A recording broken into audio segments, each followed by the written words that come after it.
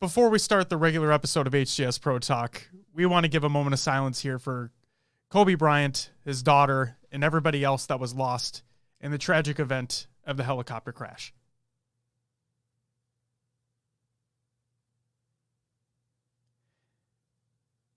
And now for your regularly scheduled episode of HCS Pro Talk.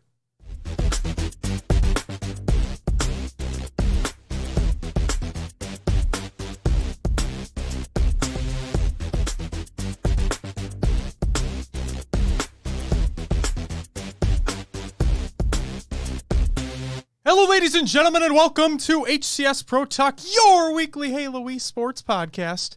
This is episode 111. 111. Bunch of breadsticks. Hey! Not the only breadsticks that were happening over the weekend, if you know what I'm saying.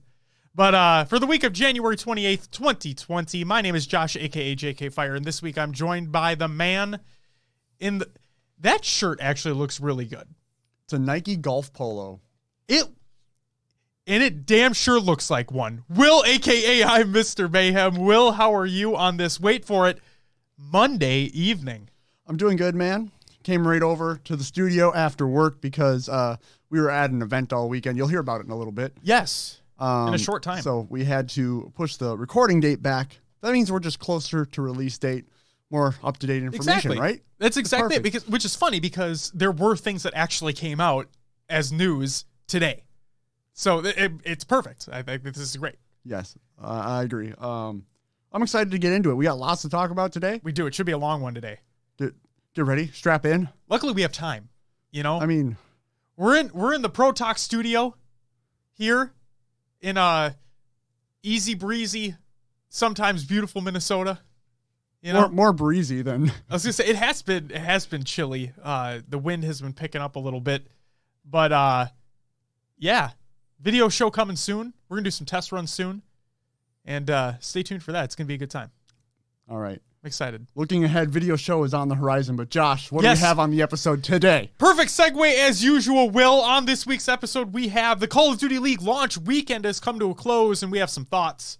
Others have thoughts as well. We're going to talk about them. Some competitive Halo news trickles in. We have tournament announcements for the upcoming week.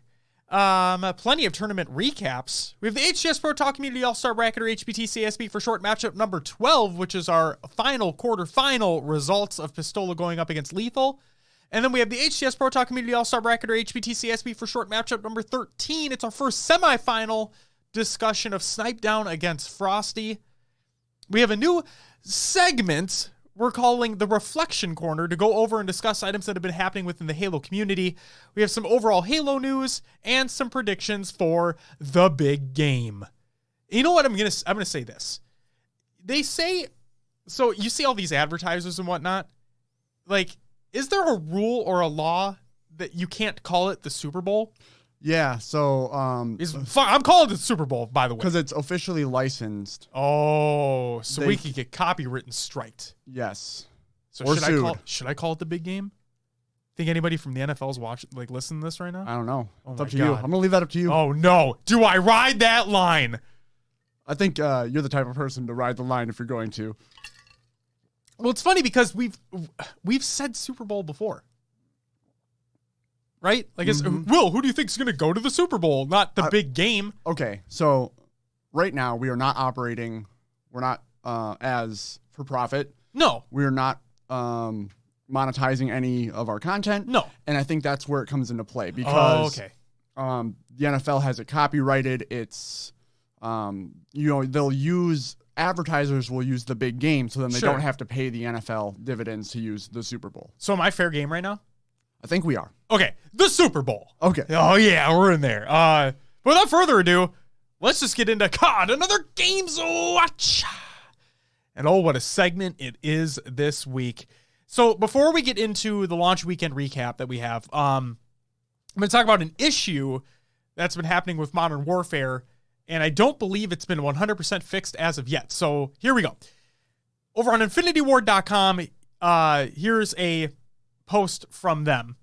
We want to give a status update on the error prompt issue that occurred while rolling out today's title update. A backend fix has already been deployed across all platforms, so you won't see a download prompt or anything pop up on screen to notify you a fix is available. This fix looks at two things.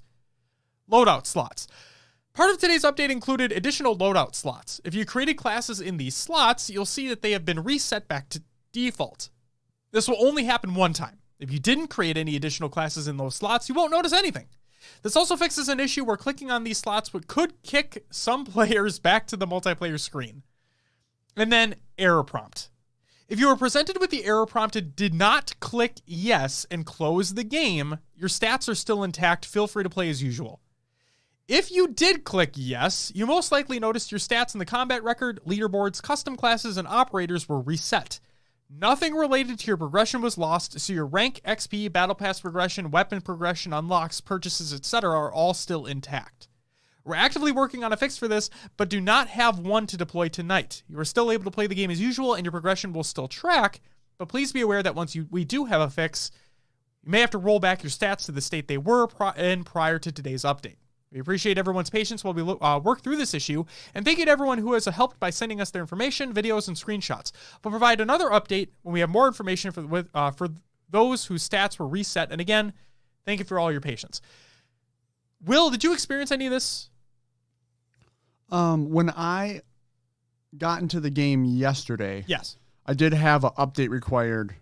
Please exit. Okay. And I just exited and restarted the game, and it went fine. That's actually been happening to me after every single update. So you update the game in Blizzard. Yep. Or in the BNet launcher. Yep. Battle.net launcher. I start the game, that prompt, it would close the game and then restart it. Always, since the start. Okay. For me. So I didn't experience anything different this time. So I never had that happen to me. Okay. Okay. But what I will say is this. I did see that error prompt. Okay. I was having issues trying to get into this damn game because I've been wanting to play because the hype was up from launch weekend, whatever, right? So I launched the game. It tells me this, it gives me this error prompt, and I was told by Infinity Ward to not click yes and just exit out of the game. So I did that. Now, after this supposed backend fix had come out, I had then relaunched the game and still had the same prompt. Like, this is some bullshit. So I uninstalled and reinstalled the game completely. Same issue when I launched it after a fresh install. I'm like, oh, that's really weird. So I decided to hit no. Okay, so you get an option. You can hit yes, no, or just close out of the damn thing. I clicked no. My screen would always be black. Like, it would show the chat window, and it would show, like, optimizing shaders for gameplay, right? It would always show that. So the game's loaded. It's just, though, everything else is black. You can't navigate anywhere. It's just empty.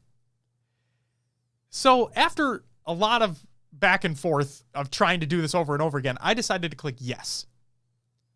Lo and behold, everything loaded like normal. After clicking what you're not supposed to click, my game actually was able to work as normal. So Infinity Ward, fuck you. Moving on. You just wanted the right information. Yeah. Well, the fact, like, I'm not huge on, I could care less about my stats in that game because I don't play it religiously, but I just wanted to play the damn game. You keep telling me to not click yes because my stuff will reset. You said a backend fix had come out to fix that. So just click yes and you'll get your stuff later. But I don't know if that still resets your stats. Like, I don't know. So I'm wary to tell people to click yes if their games are still not working because, like you said, when you were logging in, the game told you, hey, fuck you, leave, download this update, come back. Which I had already downloaded. Right, but I never got that. Oh, weird. So yeah, after I exited and restarted, everything was fine. I had no issues. See, and I never got that prompt. I always got the error prompt. And so I'm just like, this is, Jesus Christ, this game's ridiculous. Okay, next piece. CDL team packs are now live in Modern Warfare. I purchased the rocker pack. Yes. Myself I had to. as well. I had to. Oh, yeah, for sure. But yeah, you could rep your team if you have a team, or if you have a team that's close to you, you could rep that team. Or you could just rep a team you like if you want to. They're $9.99 per pack, so 10 doll hairs. And they come with a whole bunch of stuff. So take a peek. And yeah, some of the colors look better than others. Some of like the skins I guess you could say. Not weapon skins, but like the character skins. Some look better than others, even within the same pack. So there's that. But yeah, if you're interested, they're live. All platforms, by the way, Xbox, PlayStation, and PC. All right, and here we go. The CDL Launch Weekend, hosted by the Minnesota Rocker. That's us. Information and impressions. So event info. Casters included Maven and Merc, Momo and Miles Ross, and Benson and Chance. And then, so they got new contracts, I believe, with the CDL. Now it's a new league. They brought him back. It's awesome. It's great. Desk hosts included Nameless, Tyler TP, and Lottie. We'll get to Lottie in a second. Announcer was Chris Puckett. And then challengers, Adam AP, Adam Apicella. I always mispronounce it. I don't know how to pronounce it. We get past it every time. Put out a tweet. Here it is, and I quote, "Happy to share that Esports Engine is assisting the CDL competition team to help set up, manage, and administrate challengers this year. Stoked to continue helping with Call of Duty Esports." That's fantastic. Loved it. I can't wait to see what Esports Engine does, hopefully with Halo in the future, please. We'll see. And then equipment, Astro Gaming. We're excited to announce that Astro is the official headset and mix amp of the Call of Duty League.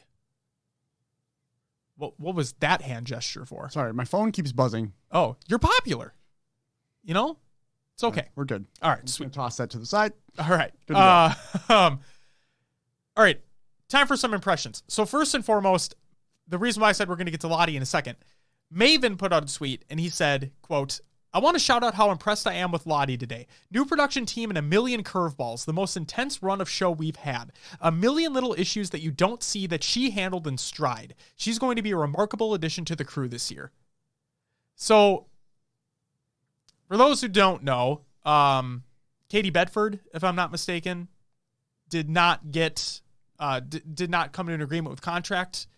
Or the CDL didn't want to renew a contract with her. She used to be one of the desk hosts. She did a phenomenal job as well. But there are people that are upset that she is not there on the desk and Lottie is instead.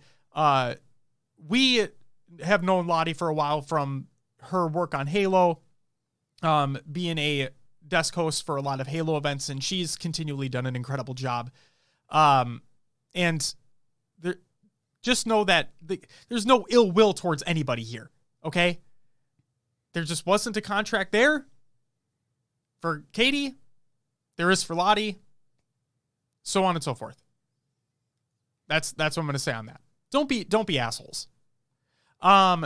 Snakebite also put out a tweet, and I want to say this. Snakebite, Halo Pro, for those who maybe listen to the Call of Duty portion, don't know where he's from. Snakebite states, "I've said this before, but I want nothing more than Halo to be on this kind of stage. So many young Halo players deserve to experience events like this. I hope that throughout the next few years we can build the exact same way that COD has and make it into a reality." So I agree. I think that. So all right, let's get into our impressions here, Will. From what Snakebite was talking about with the stage and whatnot. So you went Friday. Yes. I was there with you on Saturday and Sunday. And from the get-go, being at that event, seeing how everything was laid out, I thought they did a phenomenal job. Now, the Armory in Minnesota is a concert venue. That is what this place is meant for. Okay? Seeing an esports event there, I thought, after seeing it in person, I thought made perfect sense. I thought they utilized the venue fantastically, and yeah, I thought it was great for spectators alike. Plenty of room, plenty of alcohol, which is great. Like, there were bars everywhere. Everywhere. The bars basically lined up and down the side of the venue. Yeah. Like Wall-to-wall bars. Wall-to-wall bars. It was crazy. No, it was a good time. Okay, before we get into our impressions of the event itself, Will, I saw you talking to the peeps in Discord earlier today about this, the YouTube exclusivity deal.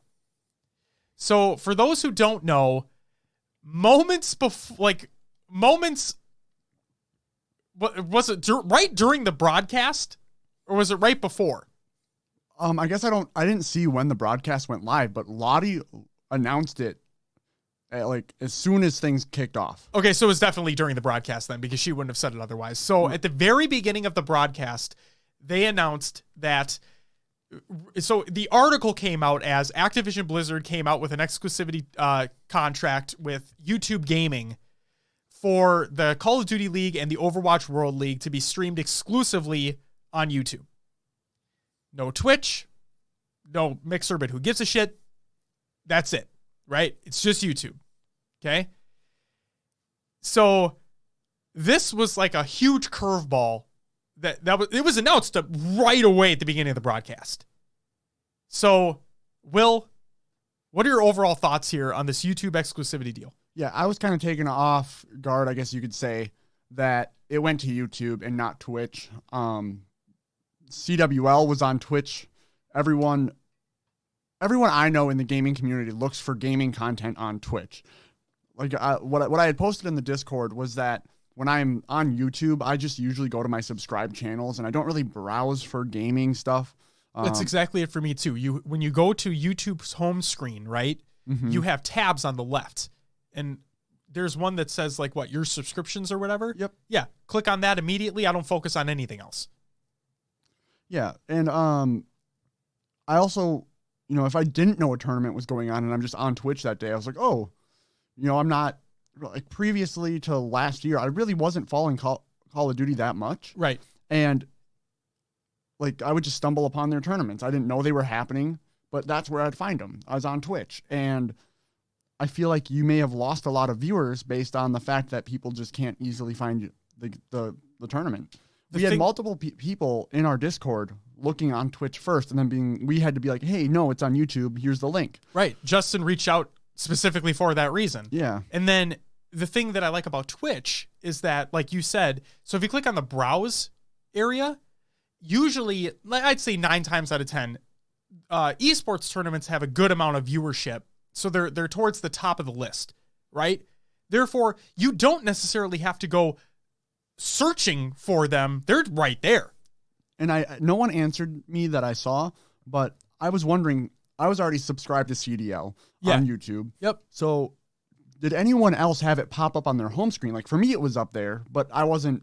I was subscribed to them, so I'm wondering if since I was subscribed to them, that's why it was on the top. I think 3 of us answered you. I think it was myself, Beth, and potentially Scud. Okay, I got really busy at work at the end of the day, so I haven't checked it. But you're fine. I want to tell you that for me, no, it didn't show up. Okay. Now, I'm going to put a couple caveats in here. So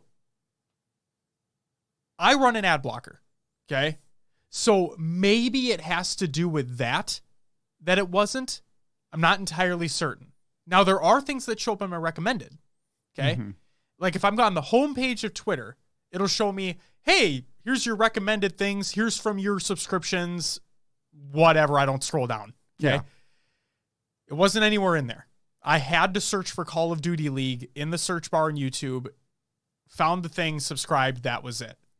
Now, I don't know if it was because I was running an ad blocker or if it was because of an algorithm, right? But, so I think it was Scud who was talking about that. No, it didn't for him.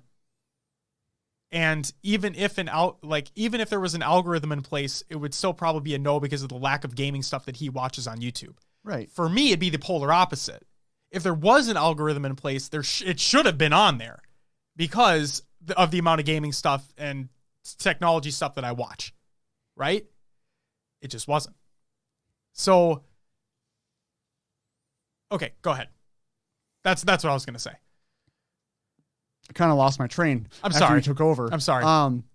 But yes, I feel like, to recap, the majority of the gaming community is on Twitch. Yes. The YouTube deal was a little weird to me because it was kind of poorly announced. Right? Oh, it was as the event started. Incredibly poorly announced. And yeah, it just seems weird to me, but money's a big thing. Right. YouTube must have coughed up the money to have the exclusive deal. And I believe it was Feistro in our Discord did make a good point that it could bring a lot of newer gaming people into the scene because your hardcore fans are going to follow it over no matter what. Yes. I just think you're missing out on those opportunities for people to stumble upon. So I agree with you there. And I also agree with Feistro because I was thinking about it as well. And I'm like, you know what? The only way things change is if big moves are made, right? If those risks are taken. If no risk is taken, then there's no chance of something cool happening, right? Yeah. And people talk about how Twitch kind of seems like the monopoly of, I would say, live streaming as a whole, right? Sure. Because when Twitch started getting bigger, you had, Instagram Live, Facebook Live, Periscope, all these little things coming in, trying to get a chunk of that pie, right? And YouTube made a big push for that, kind of starting like last year, maybe 2017, like 2017, 18, 19. They were making kind of a bigger push. And then Stadia came out. They're like video game streaming platform, right? And for all intents and purposes, it flopped. Like I'm going to consider that a flop right now. I think rarely anybody's playing on that. I've heard there's a lot of issues. Things will probably get better down the line, but they took that risk, right? Mm-hmm. Google is a monumental company that has billions of dollars. They're able to risk it, put the money in there, and if it doesn't work, fuck it, it doesn't work. But if it does, they're the ones that took that first step. Let's see where it goes. With this YouTube deal, you're right. Everyone is going to go to Twitch because that's the platform. Like, there's a reason why Mixer was making those big deals with Ninja, Shroud, and all that, right? Because they want a chunk of that pie. They want people to come over to that platform. You have the hardcore that come over, and then hopefully more and more will come. But they have issues that they still haven't ironed out, right? Yeah, there are things that people don't like about Twitch that they haven't ironed out yet. But when you're that big, and you have that big of the chunk of pie, it's like they're like, we have bigger things to do right now. YouTube probably looks at it as Call of Duty is the biggest selling franchise every fucking year, right? So let's take that. Let's bring all of those fans over, because I think the stream peaked at over 100K on Sunday on YouTube. And like you said, that's with a poor announcement. That's launch weekend of a new game. And you still had over 100K on Sunday. Think about what that could have been if they gave you a week heads up. Right? Probably could have been a lot more. But yeah, in my mind, I'm going to try to look at this with like a glass half full perspective. Because maybe, like Feistro said, this could be the avenue to bring more people over to their platform. Therefore, causing more competition. Twitch is able to fix their shit a little bit more. Hopefully Mixer gets on that bandwagon because they have a lot of things they need to iron out here. But yeah, to me, as a viewer, it's kind of annoying to have to jump to all these different platforms to watch what I want to watch. You know? Like, I don't want to have to go here to watch this. It'd be nice, like Steam. It'd be nice to have all my games in one library, and that's it. I don't have to open up different launchers. Okay? It's a very small nitpick, but they want a chunk of that pie. And you did see YouTube bring over Courage JD from Twitch. Yeah, and he just hit 2 million subscribers on YouTube today. Yeah. So, I mean, the thing with YouTube is a lot of Twitch streamers supplement their content on YouTube. They're already there. Yes. So, like, Twitch streamers, I see the easier jump, but the fact that it's a league, it's Call of Duty, they're not streaming every day. Right. Kind of makes it a little bit of a difference because people aren't going to, but yeah, if the stream peaked at 100K on Sunday, maybe that just means bigger things for the future. And the Call of Duty players, I would say like the big ones, right? The big notable names, they are streaming a little bit more and making a little bit more content. One of the things with the Chicago Huntsmen, right, is that Hex wants them to continually create content so they can continually be a bigger and bigger brand. That's his whole point, right? So he like urges them to make more content, to stream, and so on and so forth. Now, if I'm not mistaken, I think everything still happens on Twitch for their actual streams. Now, well, so this is where the line gets blurred for me a little bit, because what becomes Huntsman content and what is their personal content? Sure. I'm curious. Sure. Like, is them streaming in their contract? Like, is that what about the revenue they get? Is that theirs? Is that right. Huntsman's? I'm curious on that whole side. And I think we got into that a little bit with, was it Tifu? With FaZe? Yeah. Wasn't that a whole thing with his contract and whatnot? Right. Yeah. But that's because he was signed as a content creator for FaZe, not as like a professional. Sure, because then the whole tournament winnings came into contention and all that shit, right? Right, but that was all part of his content creating contract. So Right. I'm wondering just what's in the CDL contract. Sure.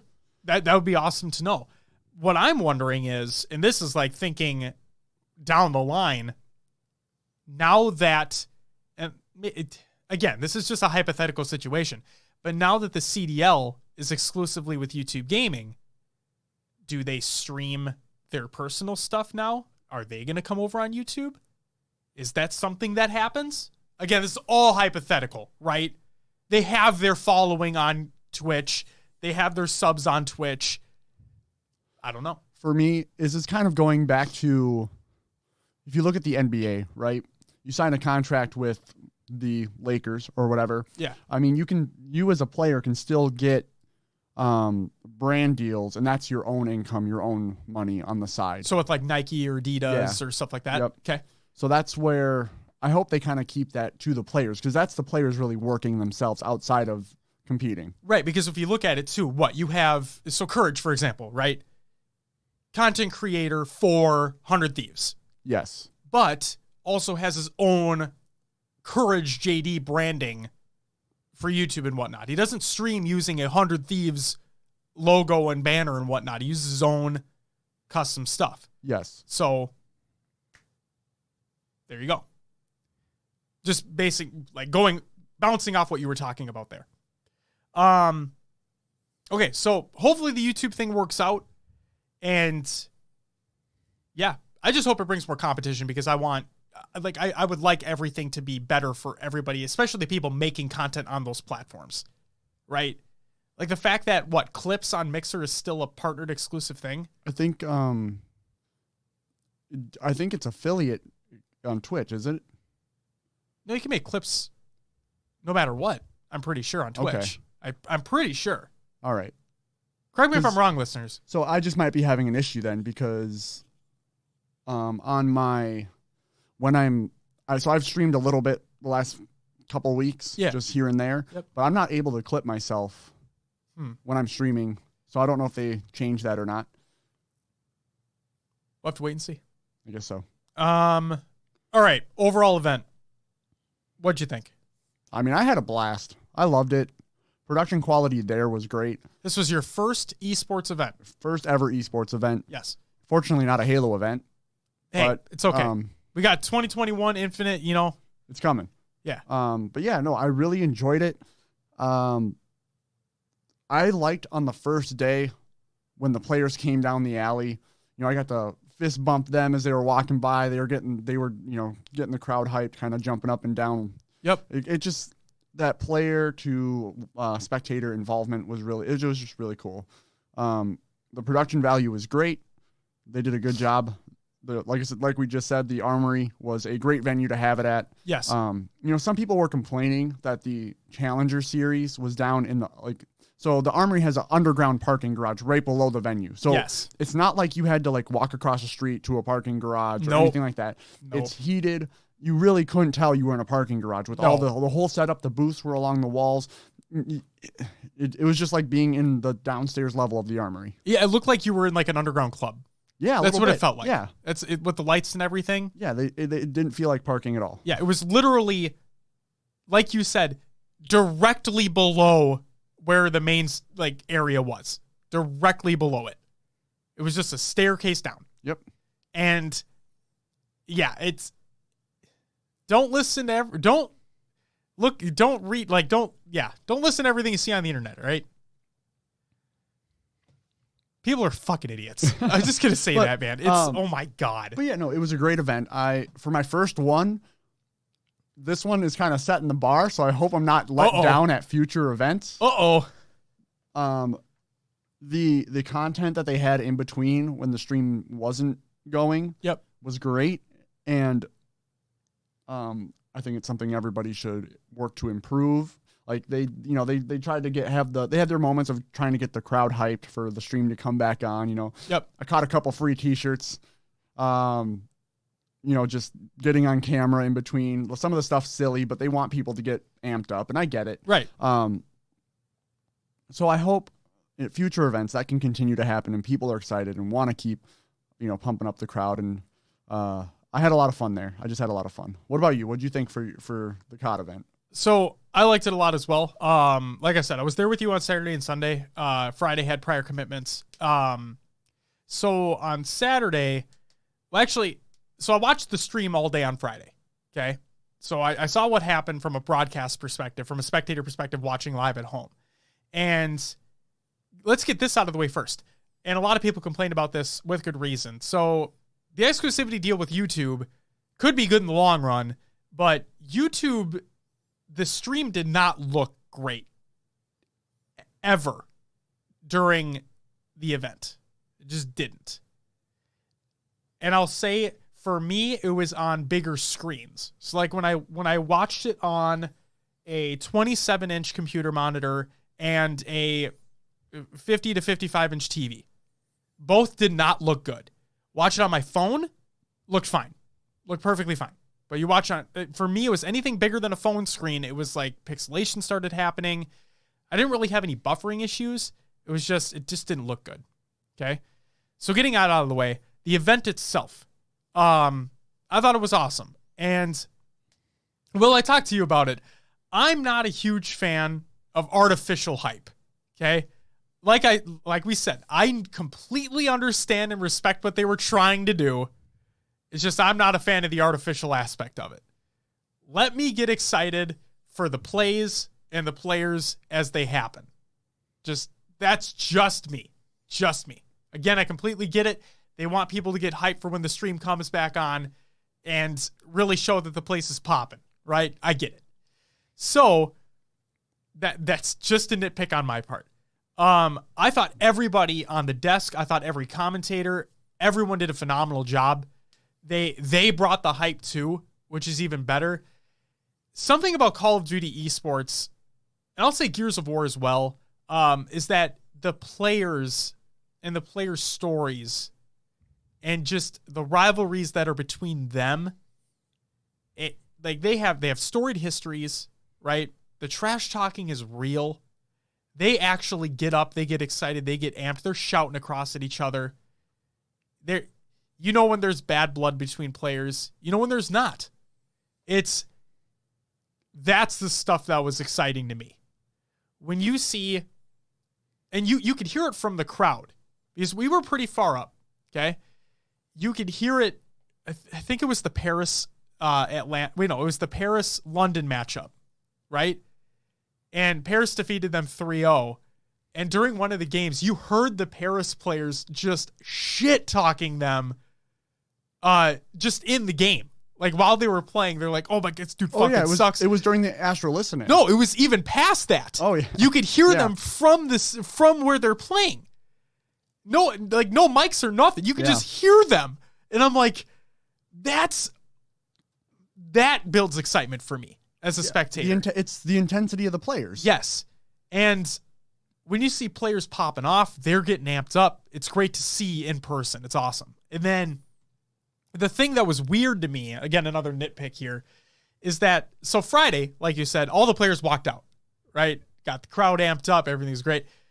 Saturday, they did that once. Sunday, they did it once for the last matchup, which was us against Toronto. I mean, that makes sense, though, because it's the home crowd. Yes, that did, absolutely. And then they finally, on Sunday, they got the Astro Listening fully figured out on Sunday. And then on Sunday, they had a couple more production things that they had done that they didn't do the previous 2 days. So, okay, couple things of criticism here. And we talked about this off the show. First event, understand, right? First event, launch weekend. There's probably going to be some hiccups, right? But on the production side of things, there are a couple things, like I said, that happened during Sunday that did not happen during Friday and Saturday. Like I said, they fixed the Astro listening thing. They had face cams, finally, right? You had months to prepare for this. And now, on the final day of the weekend, you had everything in place. You had your ducks in a row. Now, I was happy that it was done on Sunday. I was happy it was done eventually. It should have been done on day one. You shouldn't have had those types of quote-unquote issues at the start of it. Question for you with the face cams. Yes. Now, we've seen this happen in Halo. Yep. Where they showed the face cam, but the wrong name was there or something like that. What if they had those technical issues on Friday and Saturday, couldn't figure out why they couldn't get it right and then finally got it right on Sunday? I mean, that could be... Would you rather have them show the wrong stuff first and then get it right on Sunday, or just... Well, that's the thing. With the face cams on Sunday with the Astro listening, there were no names underneath the pictures at all. I mean, there were no names under the face cams at all. It was just the line of the face cams on the bottom, so there wouldn't be that issue at all anyway. Maybe that's what they figured out, and get rid of the names. They could have figured that out in 5 minutes on Friday. I know. I'm just trying to play a little devil's advocate here. Sure. That, you run into hiccups and maybe it's just, hey, they were running so late on Friday and Saturday. Yeah. They were probably just saying, screw it. Let's keep rolling as fast as we can. That's another thing. So, new game, right? You don't know how it's going to work out in a live environment. That I can understand, right? You don't know if everything's going to be a game 5 and things just take forever. You just don't know. I can respect that completely. But Sunday, again, they figured it all out, and they kept things rolling. Break times between matches were drastically shorter than Friday and Saturday. To put things into perspective here, on Saturday, we were at the venue. The last match ended at 10:30 p.m. Central. There was a post-show after that. We didn't stay. We left. There's a post-show after that. Now, there was one less match on Sunday, but they were a half hour ahead of schedule on Sunday. I think I timed it out. So what? We left the venue at 7:30 p.m. Central? Sounds about right. Yeah. So I'm glad they figured things out, because hopefully this means moving forward, everything will be a little bit more smooth, and that's awesome. It's just, again, I find it funny that we finally got it to where we're going to keep things rolling here. Now, the technical difficulties, you can't plan for that. Those just happen. I'm not going to criticize you for that. Things can break. Software could fuck up. You have no idea. Not going to criticize. So, overall, though, I thought the event went very well. Like I said, the commentators and the desk hosts kept the energy up the whole time, regardless if there was an issue. They kept the conversation flowing. The player interviews were fantastic as well.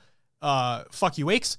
And it was great.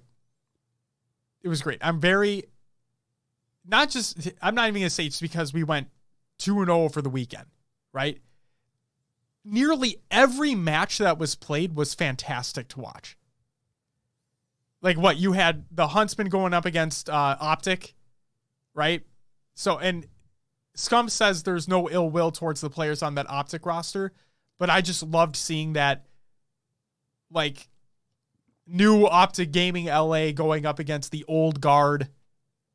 This is, yes, we were the Chicago Huntsmen, but this was our thing, right? Optic was our brand, and I loved seeing that matchup.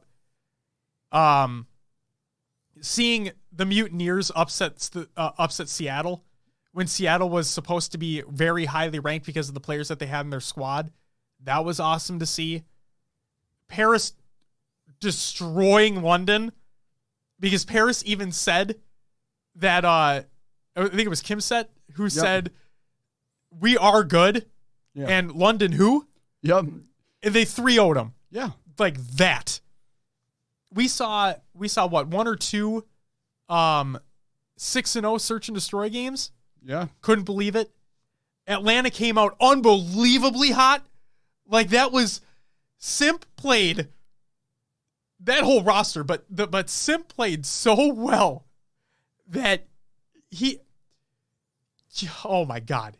I put out a tweet that was like, that FaZe roster, the way that they played this weekend reminded me of Splice when they completely changed how competitive Halo 5 was played.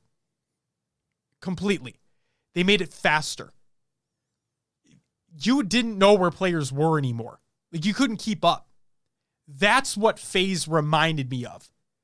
And what happened to that Splice roster? They won a world championship. Easily won a world championship.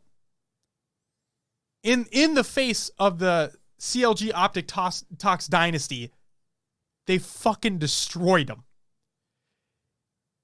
And that FaZe roster reminds me of exactly of that.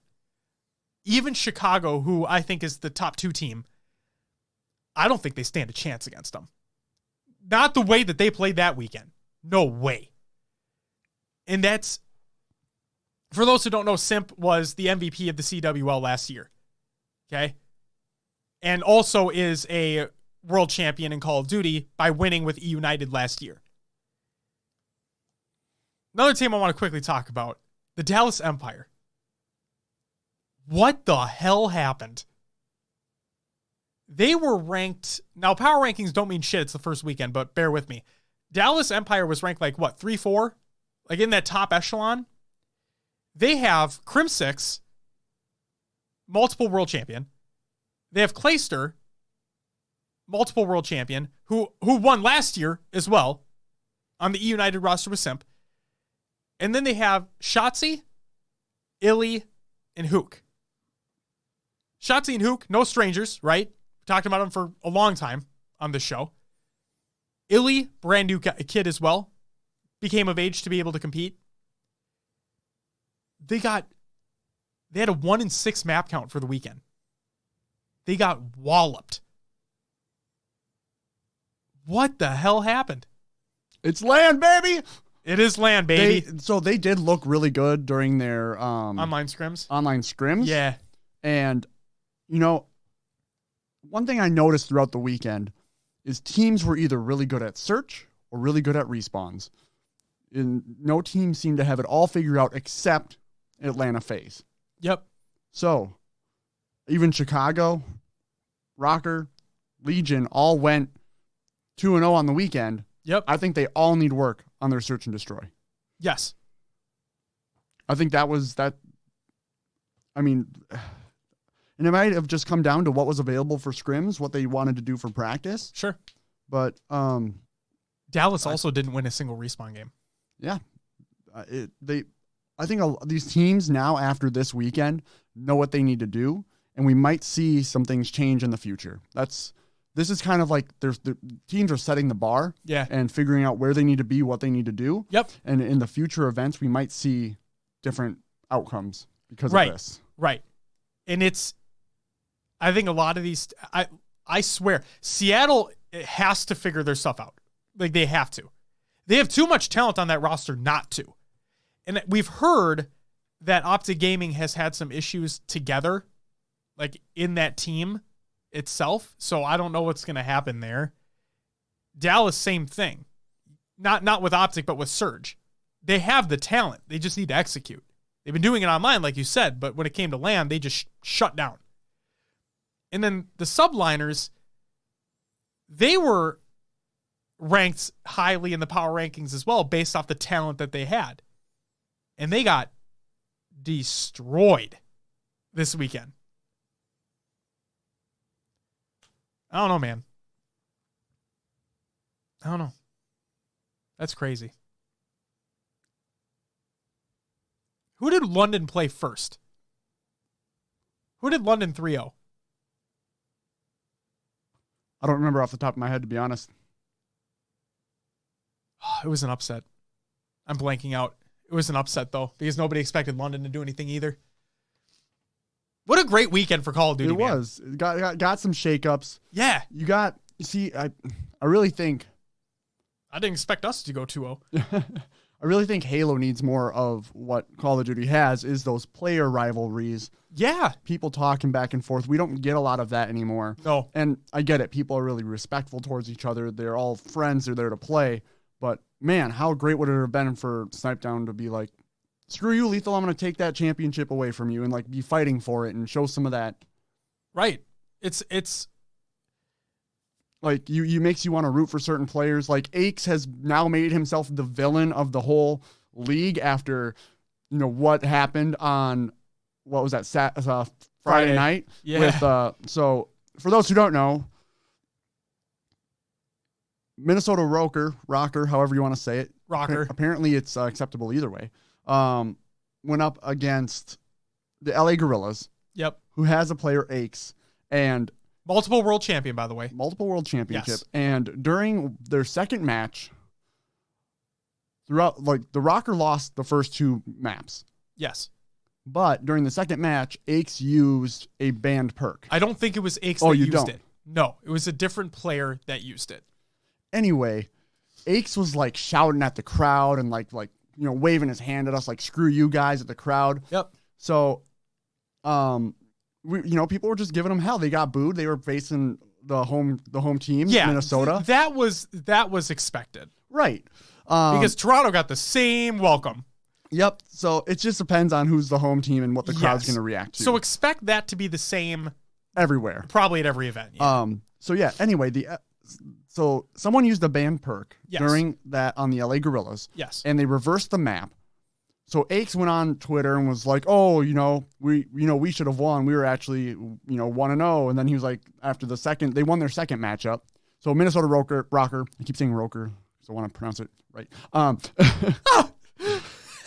Right. So Gorillas lose the match. They win their next matchup. Well, hold on. So you said they reversed the map. They made it so Rocker got a win then. Yeah. So it was 1-1. Right. After that game, we steamrolled them. We did. That's the point I want to hit home here, right? If he's going to complain that, like, he went on Twitter and said went 2-0 for the 2-0 for the weekend, like, nah, fuck you. Listen to this. Your team had every opportunity after that match reversal to come back and win anyway. Yeah. There were still more games to be played, bro. What are you... Come on. Are you serious? So, yeah, I saw Silly, I believe, from Minnesota reply to him and be like, we could have played that last match. We still would have won. Like, I loved it. See, I don't know about that. Right. But the fact of the matter is we did win those last two games pretty handily. Yeah. They had every opportunity to come back, but they just didn't. So going back to that Silly thing, though, that's the kind of confidence I like to see, and it creates that storyline. Yeah. It creates the hype. Yep. For us to root for Minnesota. But, Aches then came on stream the next day with a little piece of paper, and I can't remember what it said. It said Rocker got it was either Minnesota or Rocker got a free W. Right. And, so everyone booed him then. And then the meme came out on Twitter where it said, I like turtles. Yep. Which was perfect. It was perfect. But yeah, just know that rivalry and that Aches is now creating that storyline for himself. And even if, that's a hard kind of path to take, to be the villain, because everyone's going to boo you. Right. But if that fuels you, then go for it. And I don't know. It's just, we don't really get that entertainment out of Halo. On the player side, yes. I get it. We try to build storylines, and the matchups are good and let the game speak for itself. But man, how fun was it just to be there, and that energy? It was awesome. It feels great. It was awesome. And then I'm going to put a point, I'm just going to say this about Aches as well. He's a multiple world champion. Okay. He clearly has skill, or else he wouldn't be in the league. Right. Now, I'm also going to say this. He had one of the lowest KDs of the weekend. He did. But at the same time, there was I think it was during their last, what was it? I think it was during their second matchup of the weekend where he went like double negative a couple games. The fact of the matter is this, yes, he went double negative, but he had also some of the most damage that was done, period. Like, yeah. So he was putting down a lot of damage. He wasn't able to finish off the kills, but he was giving his teammates an opportunity to finish things up for him. Yeah. If the opportunity arose.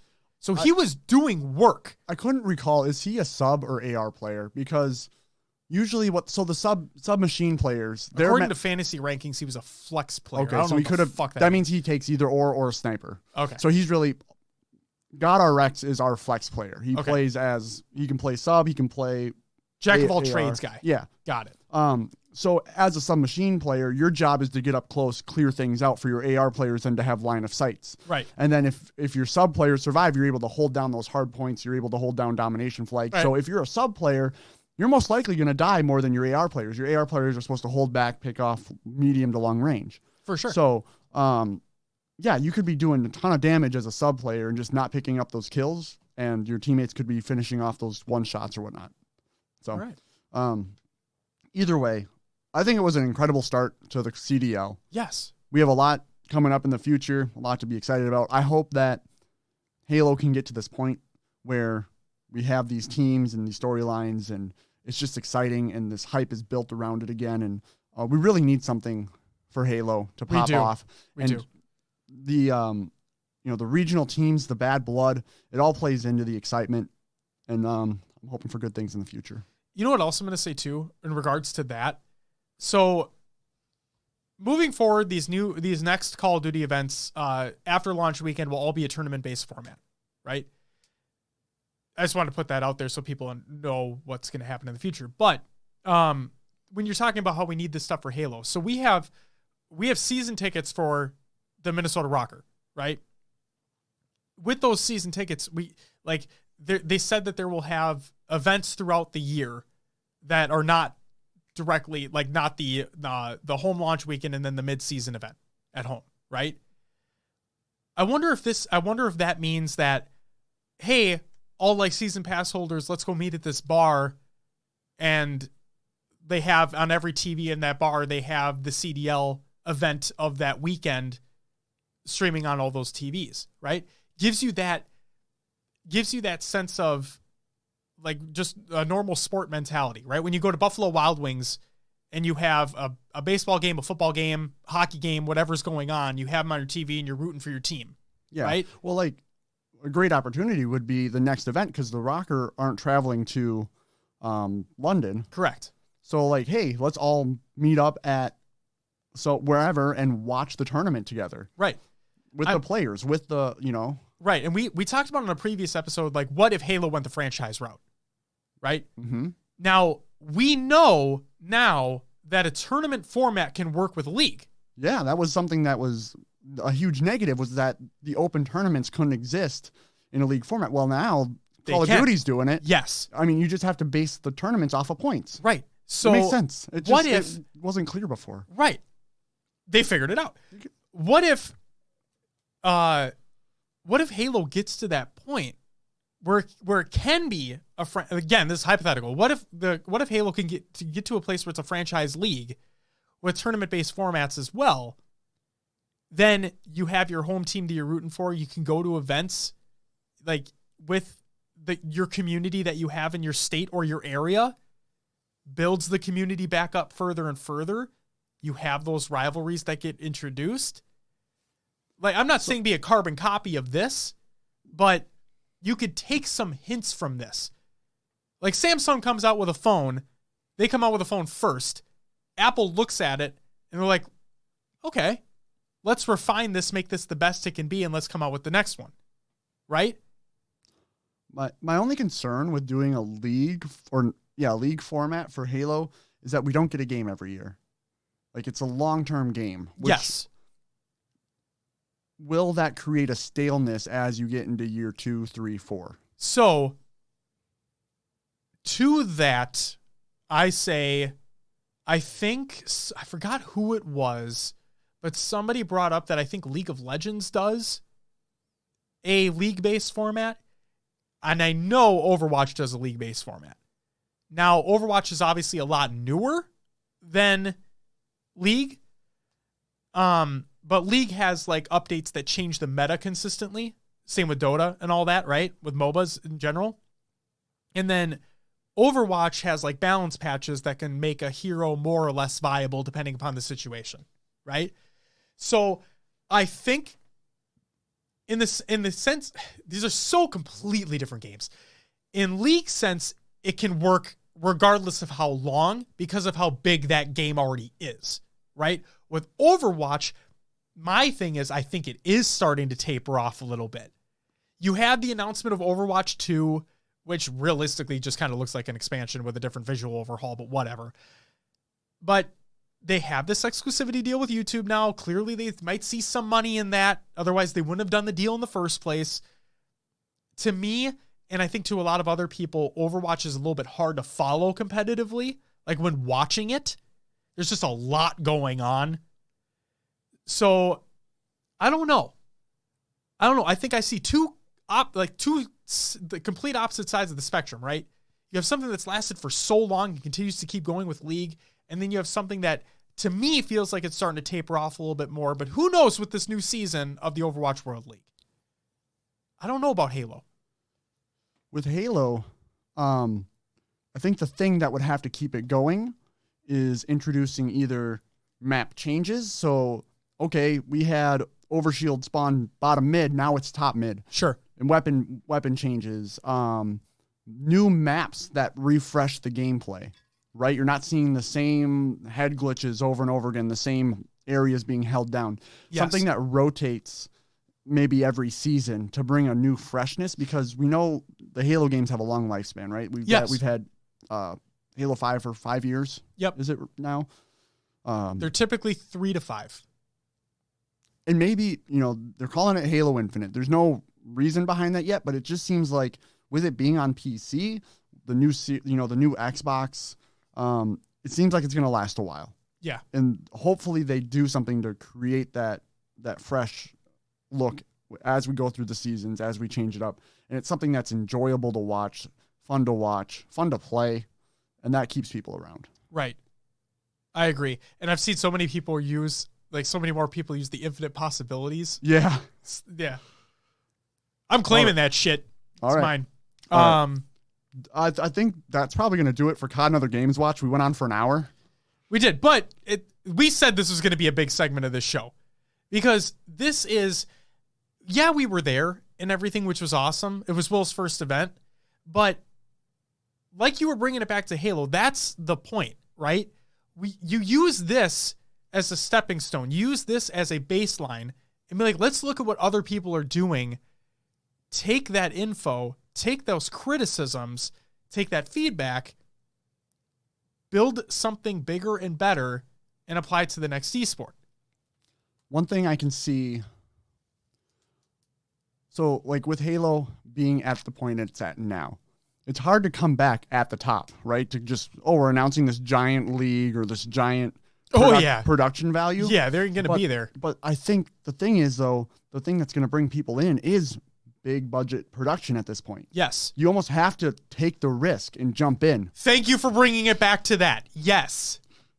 You need to take risks. That's the whole point. We saw in that large update, they're working on a year-long roadmap and all these changes, working with more creators. Yeah. And I just hope it all works and gels the right way it's supposed to, and we get continued support. So. And from hints, it seems like the grassroots program is going to be a bigger emphasis on that as well, including more people, setting bigger things up for them. In which case, if that's true, then that's fantastic. And I'm very hopeful. But in the words of HCS Pro Talk, we'll just have to wait and see. Will, are you ready for the next segment? Yes, sir. Are you ready for some competitive news? First and foremost, Mantra makes some big announcements. This is by Mantra Esports on Twitter, and I quote, "The legend has returned. Team Mantra gives a warm welcome to the Babe Ruth of Halo, HP Darkman, now official team leader with Zyos and executive partner. And the FFA 1v1 King of Halo 2 has returned. Team Mantra welcomes Ben Jackson, a.k.a. Karma. Karma is now an executive official partner at Mantra with Zyos and HP Darkman." Those are some big old names. they were around from like basically the very beginning. So Mantra making some big moves there. Bringing the group back together, I guess. Next up, Snipedown is focusing on Apex Legends. This is by Snipedown, and I quote, "Won't be competing in the upcoming Reach event in Anaheim. My main focus right now is Apex, so I'll be putting all my time into that. I enjoyed Reach on PC when it first launched, but quickly remember the same reasons I didn't like the game back in 2012. Good luck to everyone going." In other words, Reach is fucking trash. Moving on. HCS gets a new team member. This is by Matt Klein on Twitter, and I quote, "I owe so much to competitive Halo. I made lifelong friends, met my amazing wife, and got my start as a stream producer at Halo events. So I'm beyond excited to announce that I'm joining Microsoft and 343 in Seattle to help build the future of Halo esports." Congratulations, Matt Klein. We wish you the best. I'm just going to give you a heads up. If you ever listen to this, I'm about to shit on some things later on in the show. Stay tuned for that, but it's nothing against you. It's nothing against anybody that actually works for the company. It's just things that have been happening. So, like I said, no ill will. Matt Klein, I do wish you the best. Next up, we have DreamHack Anaheim announces a Halo Reach FFA side tournament. This is by DreamHack over on DreamHack.com. Here we go. $5,000 prize pool. Halo Reach free for all. First place takes home $3,000. Second place takes home $1,500. And third takes home $500 buckaroos. Sign-up process is on-site. Sign up on Saturday, February 22nd in the morning. It's a first-come, first-served basis. But this is the important part. The FFA side tournament will run alongside the main tournament's pool play and start of championship bracket. Therefore, you cannot participate in both should your team still be competing in the main tournament. There you go. Next up, Nap Times reboots Tourney Times. This is by It's Prof Twitter. Also, please join me in congratulating Nap Times for his Tourney Times reboot. Danny's passion for hosting tournaments and his drive to give back to this community are what inspire many of us. You have unconditional support from your Halo SWAT Nation family. Congratulations, man. That's fantastic. I'm excited to see what comes of that, too. Because you best believe we're going to be talking about those tournaments on the show. Next up, speaking of tournaments, Yodesla announces a third anniversary Halo Wars 2 tournament. This is by Yodesla. It's a YouTube video. When is it? February 22nd, 2020. And you can sign up at the link in the Google Doc of the show notes of the show. Next news story. Speaking of tournament announcements, Penn Halo announces their next round of tournaments. This is by Penn Halo on Twitter, and I quote, "Announcing Throwback Thursdays. We'll be hosting 2v2 online tournaments featuring classic Halo games every Thursday on Game Sharks. Through the end of February, we'll be hosting 2v2 Halo 3 online tournaments." And you can check out the link to the first one for sign-up info at the Google Doc. At the link in the Google Doc of the show notes of the show. And also, speaking about tournaments, we have our final piece of competitive news. Europa Halo announces a special tournament. This is by Europa Halo on Twitter, and I quote, "On February 16th, a Double Down special will take place to celebrate our new 2020 season start. Europa Halo staff members along with EU content creators face off in a fun cup. Each participant brings a guest along for the ride, so ask a staff member if you can play with them." That is it for the competitive news. Upcoming tournaments of the week presented by noobcombo.com. Check out noobcombo.com for all your Halo esports needs. Shout out to Maddie Rums, the rummiest of Maddies. Wednesday, January 29th, we have the Penn Halo Reach 2v2 weekly series number 3 on PC. Thursday, January 30th, we have the Penn Halo Throwback Thursday number 1. It's a Halo 3 2v2, which we just talked about. On Saturday, February 1st, we have the DreamHack Anaheim Qualifier number 3. We have the Halo Wars Tournament Central Halo Wars 2 February 2v2. The Halo Wars Tournament Central Halo Wars 2 February 3v3. In the Wichita Esports Convention, Halo Reach FFA 2v2 and 4v4. So many Halo tournaments taking place over the week and the weekend. And we have the AGLA American Griffball League of America weekly matches. On Monday, January 27th, we have the Bumble Banshees going up against Zero Logic and Respawn All-Stars going up against Free Agents. On Tuesday, January 28th, we have Griff Balls Deep going up against Rack Attack. And the Bumble Banshees are also going to go up against Rack Attack. On Wednesday, January 29th, we have Zero Logic going up against Free Agents. And finally, on Thursday, January 30th, we have Griff Balls Deep going up against Thundercats Ho! That's going to do it for upcoming tournaments of the week presented by NoobCombo.com. Will, what do we got next? Roster Mania! All right. We'll kick it off again with the free agent Google Doc for Anaheim. I planned ahead this episode, so I already have it up.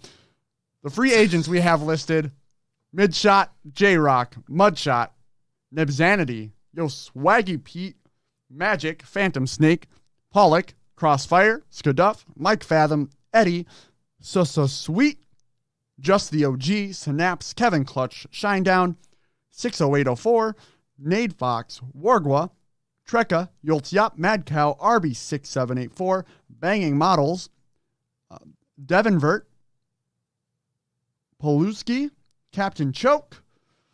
We have Hillian, Dread Takedown, Very Nerdy, Poseidon's BR, Terminal Abyss, Cherished, Cavalier, Obviously Queen, Phasal 2, Travels of Dan, Repub 5s, Young Sue, TM Tenacity, a Cisco Disco, The Suave Man, Ventacall, Lieutenant Condor, a Wild Panther, Xavier, J Gravity, Swell Air, It's Renru, Diverk, Alleged, Vitamins, Rhapsody, or Rapidori, sorry, Don't Be Sinful, Swifty Swiss, Dark Scorch 2, DC Baby, iRomel, and then Kinetics rounds off the free agents. Moving on to Team of Twos, we have Schlaggies and Sacrifice, Nikolai and Benji, Wily Coyote and King Durling, Lycane and Venomous, Floppy and Kolick, the Phantom Non? Anyway, Jackson 5, and System Stats. On to Team of Threes, we have Crisp, Restrict, and Kilastrophe, Dren, Smoked, and Monstrous, and then Zero Steezy, Barry Loves You. They should be added to the Team of Twos because there's not a third person listed. And there you go. That does it for the DreamHack Anaheim free agent and partial team list. Please check out the Google Doc. Link is in the Google Doc, the show notes of the show. It is indeed. You know what's funny? What's that? So, Will reminded me that I didn't have it in the show notes of the show this week. I just caused more pain for myself. He thought he got off scot-free, but he caused his own pain. All right, moving on to the DreamHack Anaheim rosters. This was based on the qualifiers that we saw played this previous week. Yes. Tox not included because you already know who the fuck Tox is. All right, so Mantra Esports was Boobadooboo, Spartan, Falcated, and Ace. Unlimited Esports, Eco, Penguin, Trippy, and Stellar. Falling Esports, Neighbor, Commonly, Sabinator, and Hysteria. Incognito, they're looking for an organization, but this consists of Saiyan, Pistola, Renegade, and Neptune. IDK is Rain, Ride Noob, King Nick, and Reliable. Vibin and Fiven, Common, Silence, Rhino, and Monoxide. I love the ooh in there. They're vibing, man. At Fiven. Stainers included Goofy, Gabriel, Gilkey, and Munoz. Swagger Like Us is Thrust, Arcanum, Sargoth, and Tragico. We have Clockwork 2020. This is Costa, Faker, Violence, and Busta. We have Swipe Right, Lycane, Venomous, Swell, and Terminal Abyss. Status Quo 2020 is Flamesword, Jimbo, Stormy, and Squally. Tusk team is Tusk, Arctic, Maniac, and Musa. We have Do Your Part, Veronica, Lotta Pro Shot, Naxus, and Beans for Lunch. Scandinavian Vikings includes Hercules, MC vs. Arbiter, Crossman, and Quachi. We have Simplicity, which was Ares, Monster, Shayla, and Dren. Canned Vegetables, Phasal 1, Phasal 2, Filthy G, and Archiverex. Yep. Check out the Google Doc. It's all for interpretation. The Shell included Hunter JJX, It's Names, Rob the Turtle, and Triton. Unlimited International. Flux, Tapping Buttons, Moe's, and Respectful. Crowd Pleasers, Xenoxide, Kratos, the Spectre, and Straight Sick. And then FXBG 8020, Release the Kraken, Batman, Creepy Trash, and James Arbin. All right, Josh. Yes, Will. We saw some big names pop up in the qualifier again. Renegade is back, baby. He's back. He's back to play. Yes, he is. Now we know some of these players. Who do you think has the strongest roster going into these qualifiers right now? Besides, I mean, Tox is obviously a powerhouse always. So do you want to go through tournament and league recaps first before we talk about this? Or do you want to talk about it based off what we got? Because we have 2 qualifiers in the recaps that have happened. I'll leave it up to you. Let's just go over now. Based on these teams. I mean, we've moved from Halo 5 to Halo 3, now to Reach. Yup. So, a lot of changes, and forth. A lot of different types of games. All Halo, right? Of course, but each game, we've talked about it before, so different from each other. Yes. Do any of these names pop out as being maybe a Reach sleeper then? Or like any powerhouses that... So I know that we know what the 2 qualifiers ended up in. Okay, we know that. But even taking that out of here, I'll say that the Incognito roster with Renegade, Saiyan, Pistola, and Neptune, right? Pistola competed and reached at the top level. We already know that. The thing that got me excited was Renegade when he said that he was looking forward to competing in Reach. You don't really hear that. Yeah. So when he said that he was getting excited for Reach events, if they were going to happen, that, like, when you have a person that's actually excited for that, that gave me hope for him, right? So I would expect, when that roster got announced, I remember us talking, like, right after we saw that, and I'm like, that roster's stacked. So I think that roster will do well. That's one that really jumped out to me. Another one, I would say Falling Esports, because again, you had Neighbor and Hysteria competing in Reach near the top level as well. Okay. Yeah, I didn't know much about Hysteria before the Twitch Rivals. Yep. And yeah, he was doing great. He was on fire. Yep, he's a former Halo Pro. So that roster looked good to me. And then I'll also say Unlimited Esports, Eco Penguin, Trippy, and Stellar, all fantastic people as well. They've been around for a while. Some longer than others, but like that, there are big names in there, right? Yeah. And as we've seen, even big names in Halo 5 were able to transition well into Halo 3, because while some of them may not have competed in Halo 3 when it was in its prime, they did play Halo 3 when it was out, right? Therefore, the same Reach came out after Halo 3. Therefore, I would imagine they played Reach when it came out. So they've been scrimming and whatnot. So I imagine that a lot of these people are going to do just fine, even against the Tox roster. But, well, I guess we'll see when we get closer to the actual event and the event itself. Because who knows? This might, for all intents and purposes, be the only Reach event we get. We don't know, right?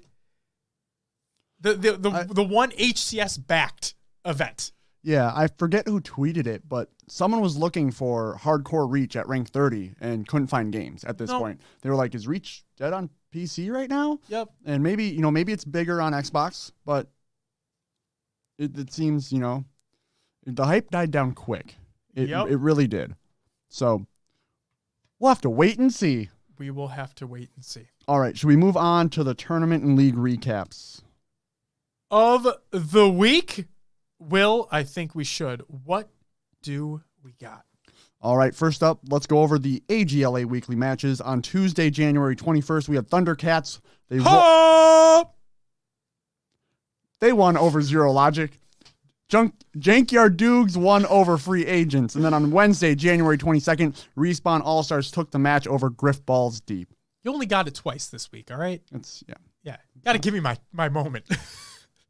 On to the Microsoft Store Community Series results from noobcombo.com. And I quote, this time featuring a Halo Reach 44 tournament, the top teams from the King of Prussia, Yorkdale, Oakbrook, and LA La Cantera Microsoft stores were showcased in a single elimination bracket for some Game Pass subscriptions and, more importantly, bragging rights. You can find the results below. The next tournament in the Community Series will take place on February 16th. That's my birthday. And will be Halo Reach 2v2. Oh, my God. So, in this matchup, in fourth place, it was Oakbrook. Third was Toronto. Second, King of Prussia. And first place was San Antonio, Texas. So, congrats. Moving on. Next up, we have the SWAT Nation Menage SWAT results. In seventh place, we had Divine Damsel, Jazzberry, and Sniffer Pivots. In fifth through sixth, we had the first team is Darling Disaster, Pink Cat, and Seraphek. And then the second team was XOX Precious, Cardinal Redbird, and Chong JRR. In fourth, we had obviously Queen, Space Amanda, and Purely Christina. And third was Command Station, iBlood Reina, and Foxy. They took home $100. And second was Chickwin, Queen times 3, and Linda DPS, $150 to them. And in first place went to Veronica, Minx, and Haloette HJ. They took home $250. If you're interested in the bracket, it will be included within the Google Doc of the show notes of the show. Moving on, the HCS Throwback Throwdown. Throwdown! Number 5 results. Thank you for giving me the hand wave too. I knew you were going to do it. Yes. I just go for it. Yes. I'll take it in stride. From noobcapo.com. And I quote from Maddie Rums, 4 teams of 4 led by Hysteria Lethal Royal 2 and Eco competed in a mixture of hardcore SWAT and sniper games using a keyboard and mouse only for a piece of the $10,000 prize. You can find the results below, and here they are. Fourth place went to Eco Hunter JJX in proximity with Vic Star. They took home $500. Third place, Royal 2, Gigs, Uber, Nick, and Spartan, $1,500. And second was Hysteria, Vetoed, Kamatify, and Saiyan, $3,000 to them. And in first place, Lethal, Prifree. Well, I think that was Kefri, wasn't it? I may have missed. I'm sorry. Kefri, Active, and Monster, $5,000 to them. Josh. Now, I saw some controversy on Twitter. Oh, we're going to be talking about that soon. You just continue. We'll get to it, I guess. Yep, we'll get to it, I promise. DreamHack Anaheim qualifier. yeah, those words, things. Man. Qualifier the number 1. qualifiers. The first one took place. We have the results for you here. 5th through 8th. Vibin and Fivin. Incendiary, Falling Esports, and Stainers. In third and fourth, we had Mantra Esports and IDK. And second was Unlimited Esports, and first, Tox. What do you know? Tox taking home another W. Who knew? The qualifier number 2 results for DreamHack Anaheim, 5th through 8th. We had Stainers, Canned Vegetables, Scandinavian Vikings, and Falling Esports. And third and fourth, we had IDK and Unlimited Esports. And second was Incognito. And first place went to Tox. So, again, we see Tox dominating. But Josh mentioned Incognito Esports popping up in the second qualifier. I think they're definitely a good contender. Yes. And that is actually going to do it for the tournament and league recaps of the week. Will, thank you as always for reading through those. I appreciate it greatly. Along with the names in Rostermania. Yeah. You do a phenomenal job. I appreciate that. Anytime. It's time for the HCS Pro Talk Community All-Star Bracket, or HPTCASB for short, matchup number 12. It's our final quarterfinal results. Pistola going up against Lethal. Will, drumroll, please.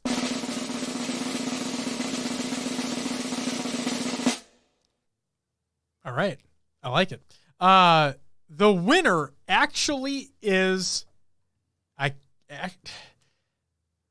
my prediction was correct. Lethal wins with 56.9% of the vote.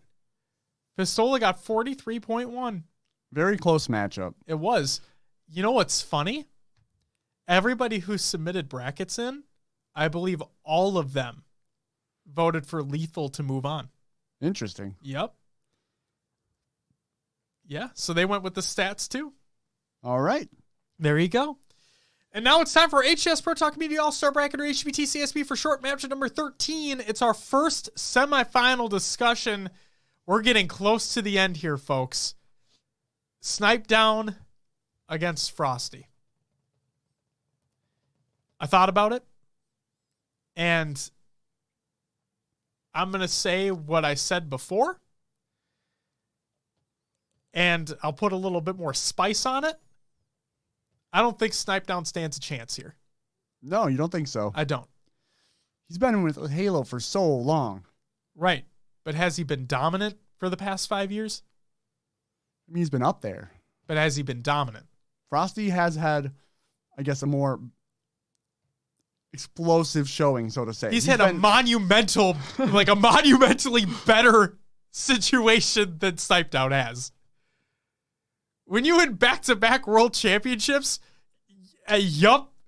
I don't think, I mean, ugh.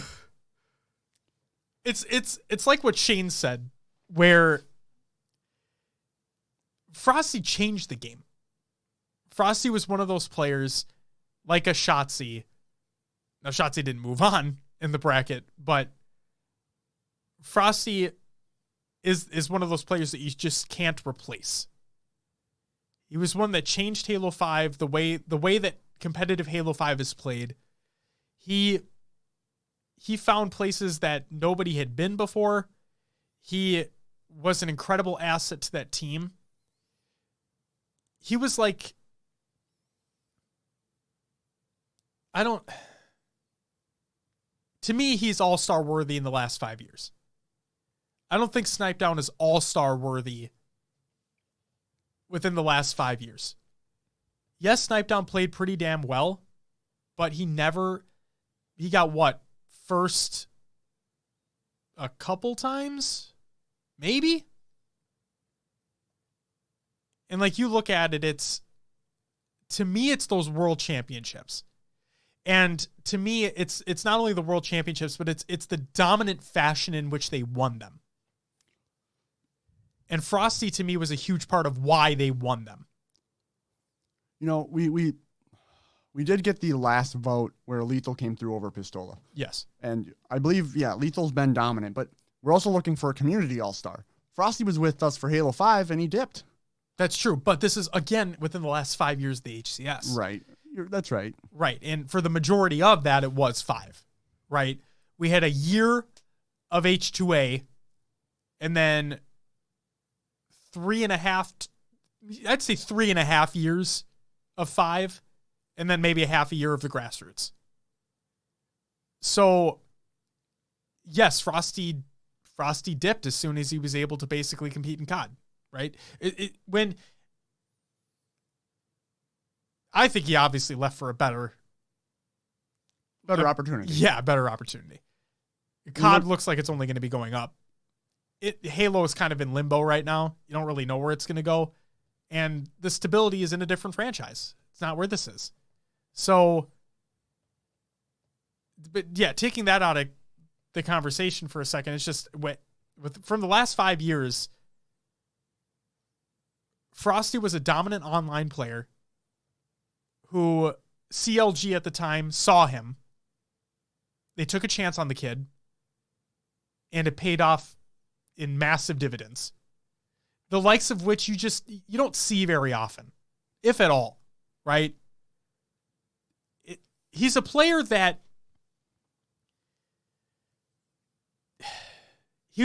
set the standard for how competitive Halo 5 is played until the likes of Shotsy came into the fold and shook it up again. But for the longest time there, for a big stretch, it was him. It was Frosty.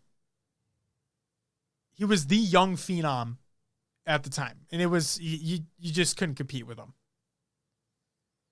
Snipedown for as a grizzled veteran as he is, not only I don't think he couldn't compete with Frosty, but he also never had that type of player on his team. In which case, you need, in my mind, especially with 5, you needed that type of player. And I think that's why that Splice roster was so dominant, is because nearly, I think over half their roster was that type of player. Right. So, yeah, that's what I'll say with the Frosty v Snipedown debate. Okay. I mean, I'm going to take Snipedown's side on this, that he's been kind of a pillar in the Halo community. He's been there for a long time. I know we're talking about the last 5 years, but he's been consistent Yes. I feel like, sure, Frosty shook up the game, but if you put Snipe Down on that team instead of Lethal or maybe Snakebite, like, they could have still rolled. This could have maybe still steamrolled. Like, I feel like But could Snipe Down have replaced Frosty on that team? Well, Frosty changed the game. You're right. But I'm just saying, like, if you want to talk about world championships, Snipe Down could have had them if he had that type of surrounding too. That's how I feel. That's not a bad point. It's not a bad point at all. He very well could have. So you want to talk about stats? It's a team game, and that's why this is very tough discussions because it's hard to pull out points when it is such a team game about a single player. Yes. So Twitter, do your thing. Let us know. Vote will be posted on Wednesday of this week. Yes. Let us know who you want to move on. And we have our last semifinal match next week. We're 2 weeks away from the finals. We are. We're getting close. We are. We're going to crown a champion. We will. What are we going to do after? We're going to crown a winner of the community bracket as well. Yes. It's going to be exciting stuff. Yes. We'll see who came out on top. I'm excited, man. We're getting there. All right. That does it for the topic. All right, Will, you ready for this? You have a new segment. Yes. What? You came up with this one. Yeah, just for this week. This isn't going to be like a rotating thing, Maybe it'll come in, maybe it won't. Okay. Yeah. Please explain what this new segment is and what we're doing here. The Reflection Corner. So, remember, like, I forgot how many weeks ago it was, but, like, it was, I made the joke that I was going to sit in a corner, and I forgot the exact extent that I made that. Yeah, this is kind of like an extension of that, right? So there were a lot of things that took place over the last week within this community that I want to talk about, you and I, on this show, get the listeners' perspective as well once we discuss this, talk about the sources where it's coming from. It's the Reflection Corner. We're reflecting upon stuff that happened throughout the week. Okay. There was a lot. That's why I'm getting to this. Okay. So the first piece in the Reflection Corner is the HCS throwback throwdown. I get to do it twice. I'm excited. So Kinsey on Twitter put this out. Competitive Halo, another week, another $10,000. $50,000 total. Was it worth it? Thoughts? Tashi replied with, definitely. I'm not ignorant to the fact that there are people in the community who felt neglected and that's a separate issue we need to address. But this program helped curb decay of post-launch viewership, gave Halo streamers a new platform, fostered and strengthened relationships with some big streamers, and more. We also learned a lot of want different maps and modes. Okay, what? Typo, yes. We also learned a lot of what different maps and modes are more entertaining for others, learned about what resources it takes to operate these, and how it can be super reactive to do stuff like this quickly. In the future, when we have a far bigger spotlight with a new game, we in the community have this experience under our belts and can execute in a far better way. Cadence, formats, streamer outreach, modes, etc. Moses replied with, kind of hard to believe it was worth it when viewership wasn't good and the only time it was, Summit rage quit and uninstalled in front of 25,000 people. And Tashi replied with, we said this was a new format and experiment, which means the learnings we take forward are a big part of why we did this. Of course, we would have loved people like Summit to play every week, but without this series, the overall interest in viewership would have been lower. So, in a different thread, Wonderboy said this. I must admit it's frustrating to see $10,000 put into an action stack tournament for a select few when that money could have been invested into more tournaments globally. Sometimes money is earmarked for a specific purpose, but the question has to be asked why this was the preferred option.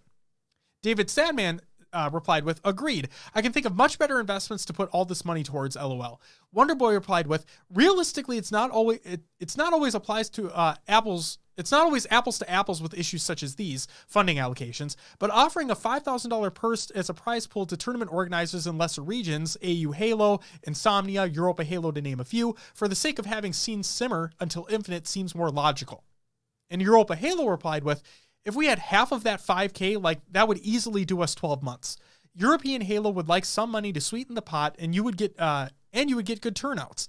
Insomnia partnership with Europa is where we would want to be. So you were talking about how there was a little controversy with the throwback throwdown tournaments. Yes, I imagine this is what exactly it was. what I was getting at. Yep. So to be completely honest with you, I didn't even think about that. As I was so naive that it's really true that these grassroots tournament organizers feel like they're getting nothing. I feel like they're getting nothing. Have they ever been given prize pool money? I'm not sure on that. I mean, obviously the big ones have. Sure. The DreamHacks, the... Right. But Europa Halo is a grassroots partner. GT Halo is a grassroots partner. Right? I think there's another one, perhaps. Maybe that's it. But I don't think they've gotten money for prize pools. I also don't think they got equipment. Wasn't that the whole point? I know at least equipment was. Was it?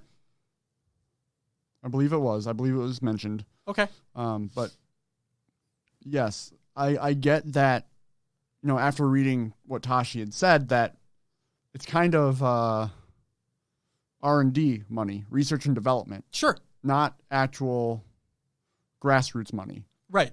So where's the grassroots money? Or is there?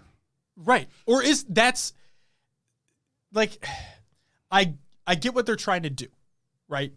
Tashi said it himself. They're trying to do these things. They're ironing out things for the future. This is kind of like a test run, right? But you threw $50,000 at a test run. Yeah, what are you doing for... I get it. The community wants to know, what are you doing for the people who are already there? Right. That's it. The people who are already there. The people who are spending their times and their livelihoods making content for your game. Someone made a reply or something in regards to one of them. It was like 72 hours or something like that, where I think that the person said he played Reach for 4 hours in that week and then was on one of those tournaments. Yet you didn't feature more people who had spent all their days making content for your game and just put one of them there, like one that actually continues to play and support your game. Now, I get it. They want their community to get invested as well. Yeah, that's the point, is yes. to bring in streamers who don't usually play to get... Summit had 25,000 viewers watching him when he was frustrated, but when I was in his chat, a lot of people were like, oh, what is this? Where did this come from? Is this on, this is on PC now? And it probably generated revenue for people interested that wanted to play. Here's my problem. Where are those people playing now? They're not.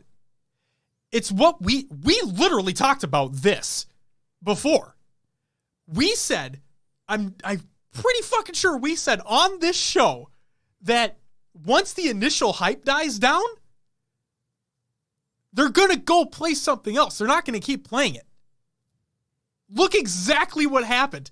PC playership for Reach right now is drastically low. Okay? Now that's just Steam. That doesn't include the Windows Store, so I don't know what those numbers are. But on Steam, they're not great by any means necessary.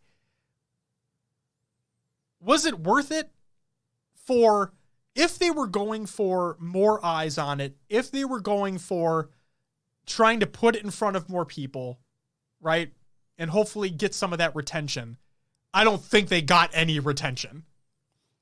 But what this could do is you put it in front of people. So now when CE Infinite or CE, yeah. then 2, then 3 come out, Sure. maybe they're ready to buy. You know, the MCC's downloaded, they're ready to upgrade. It's kind of like just your first wave of publicity. You're getting people interested. And maybe that now that they know there's more coming, that could be better than what Reach was.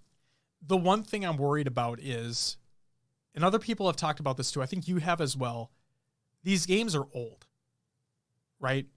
And they're staggering releasing them. So obviously C will be next, then 2, then 3, then 4. And maybe 2 and 3 will have that biggest jump because they are like the most liked out of all of them.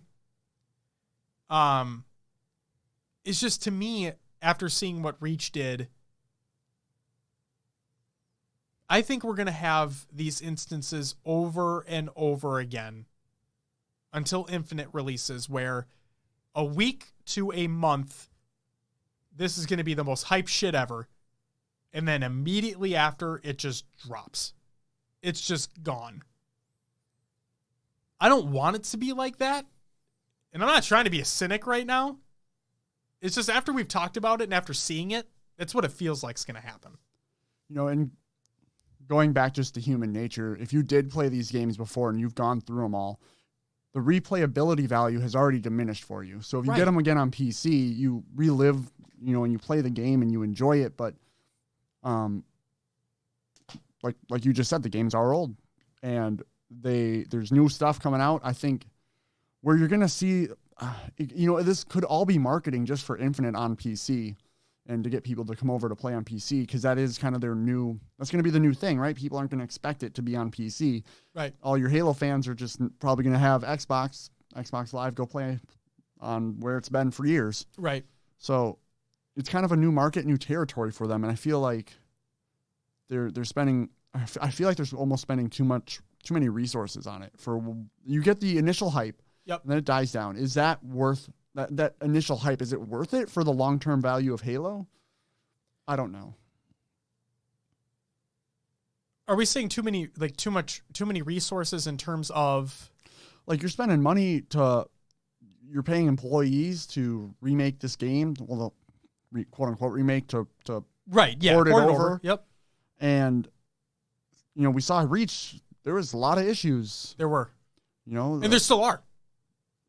And you know, it's the way these games were built that are causing issues on PC. Now, right. 1 and 2 had a PC release. Yes. You know, 2 Vista, whatever. Yep. You're right. If you want to count that. But it's, if they worked on PC flawlessly, you might have saw more retention. Yes, I agree. Again, going back to the releases of Halo, Reach wasn't the most popular. So it's tough. It's tough to say. I need to see more at this point. Right. People complain about matchmaking times right now and not being able to find games.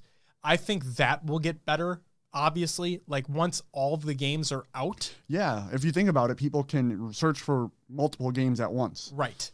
Now, let me dial it back a second, because when I mean that it'll be easier to find matches, I think it'll be easier to find matches if you're searching for everything.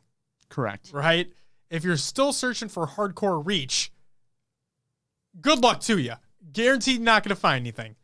Most of your population is probably going to be on 2 and 3. Yes. From what we've seen from playing MCC on Xbox. Yes, absolutely. Now I'm going to be in 4. So if you want to catch me on that, and I'm just kidding.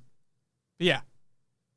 Okay. So that was the throwback throwdown information in the reflection corner. The next piece we got, the state of competitive Halo. So Moses put out another tweet, and this is what it states. There's at least 15 plus better esports to invest your money in, and people still think big organizations are going to return for Infinite. Nothing will change until we do. And then like a fingers crossed emoji, right? So Tashi replied with, we actually have a lot of strong interest right now from big orgs and HCS for Infinite, with more reaching out. We obviously have a lot of work left to do and want to create an ecosystem where teams will find long-term success, but we're in far better shape than Halo 5 at the moment. Moses states, sounds awesome, but I'll believe it when I see it. If viewership isn't good, then they won't be interested. Tashi replies with, that's fair. I mean, I can't really show you my email inbox or invite you to the meetings, haha. Regarding viewership, we understand that and have upfront conversations with teams about why they decide to stay in some of the games and why they decide to leave others, including Halo. Moses replied with, just hard to fathom why an org would seriously be interested when there's literally a dozen safer, more proven options. Revenue share, perhaps? Even then, that won't matter if viewership is low, hoping for the best. And Tashi finally replied with, we have taken a proactive and open approach to really understanding why orgs make the decisions they do and what their goals are for the better part of the last 2 years.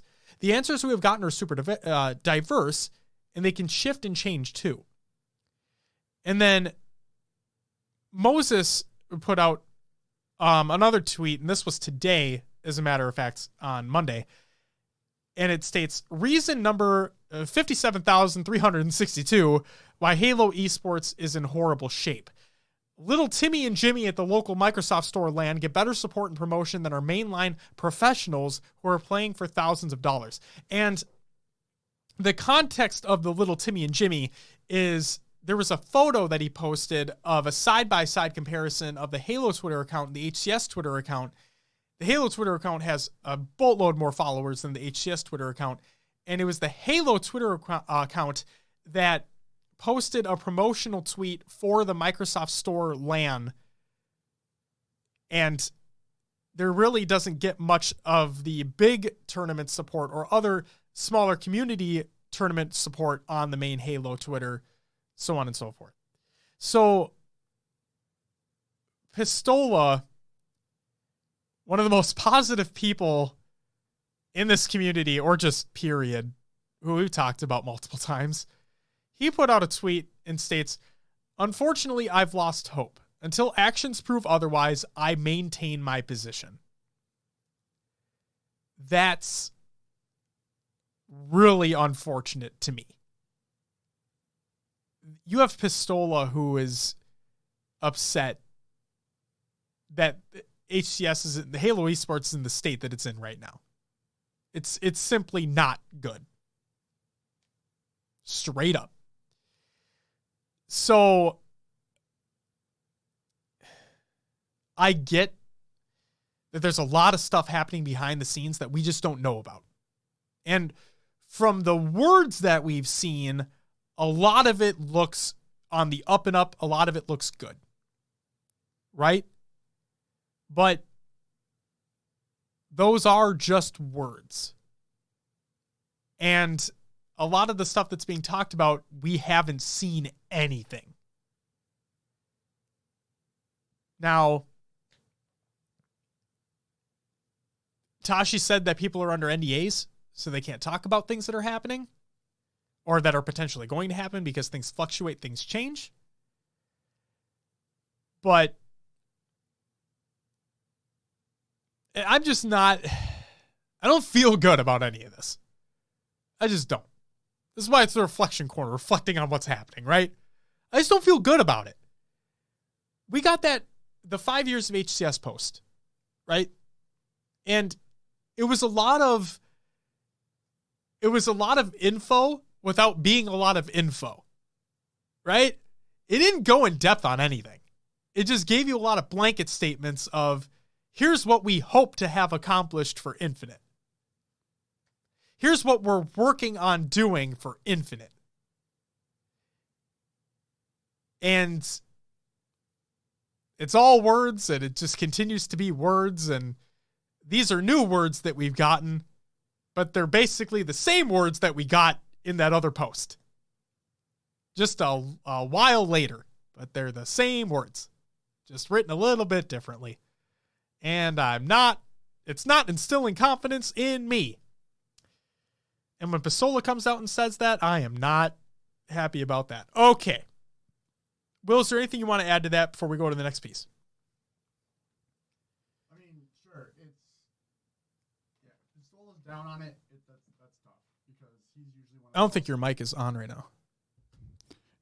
If Pistola's down on it, yeah, we're back. That's tough because he is usually one of the most optimistic and upbeat people. He is. Now, Moses, he does kind of crap on Halo a lot right now.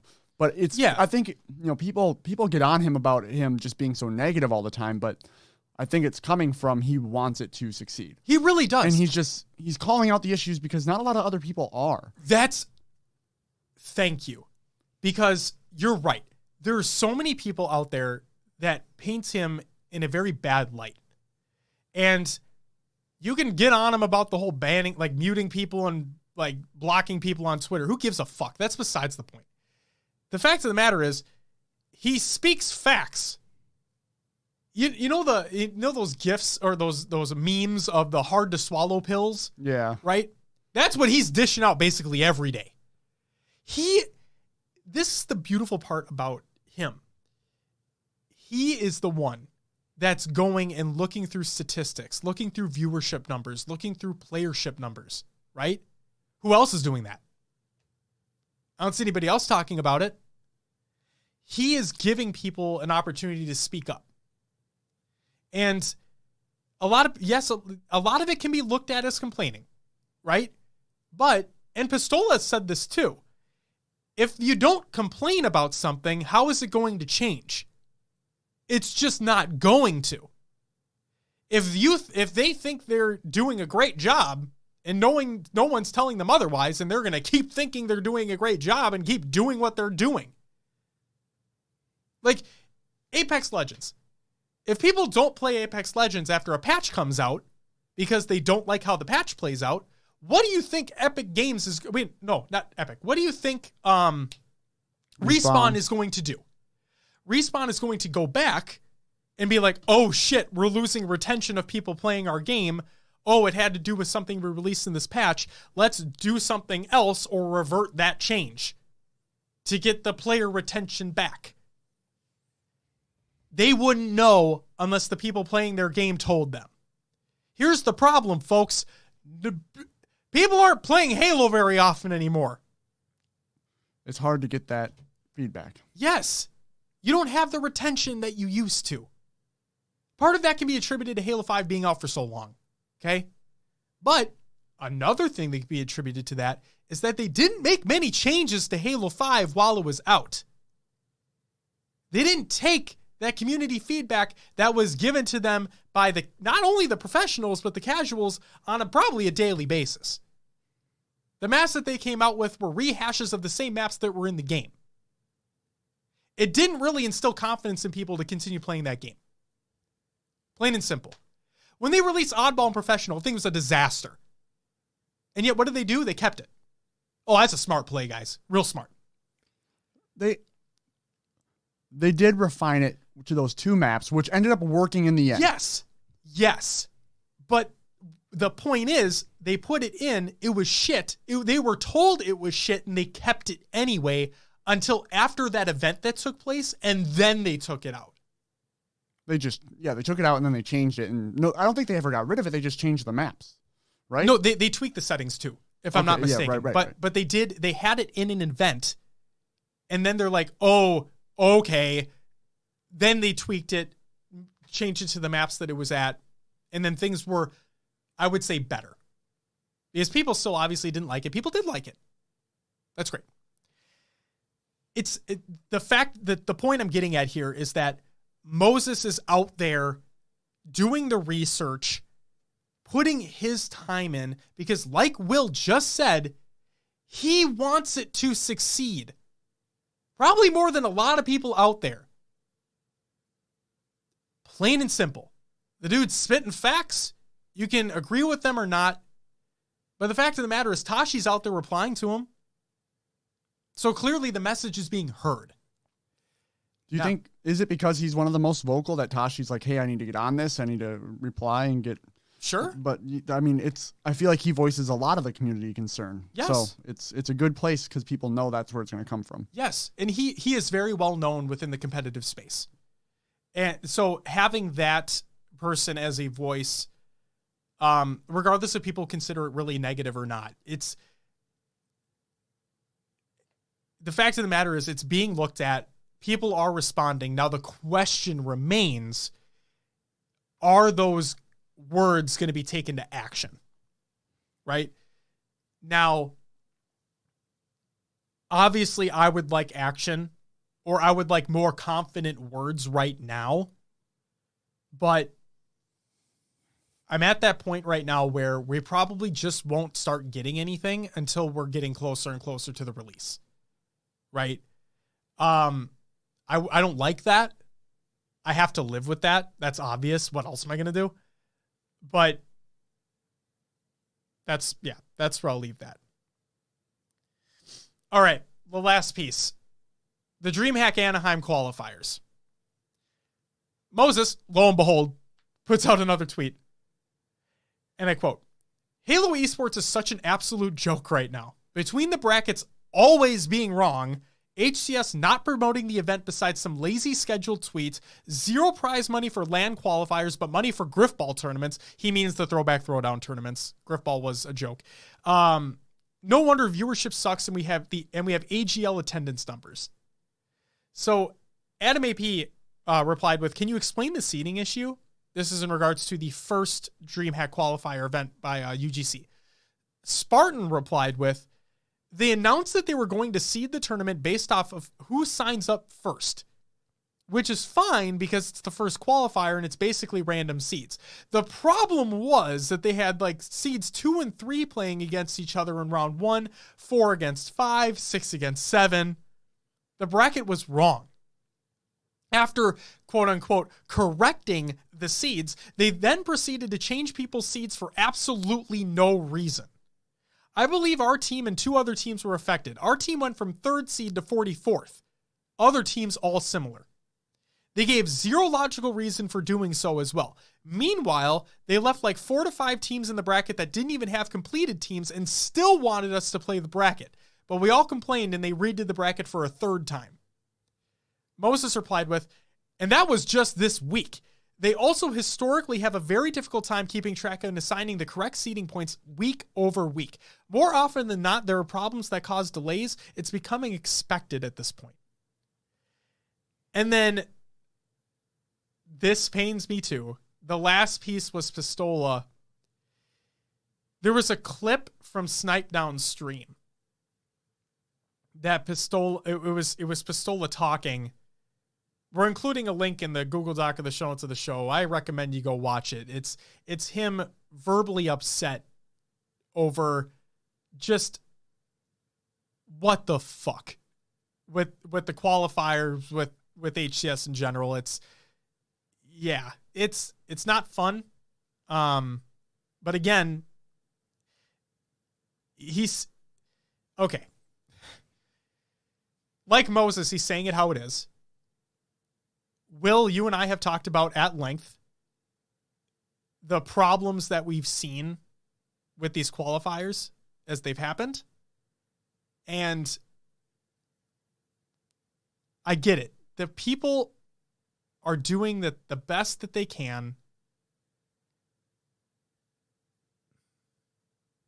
And I couldn't do it.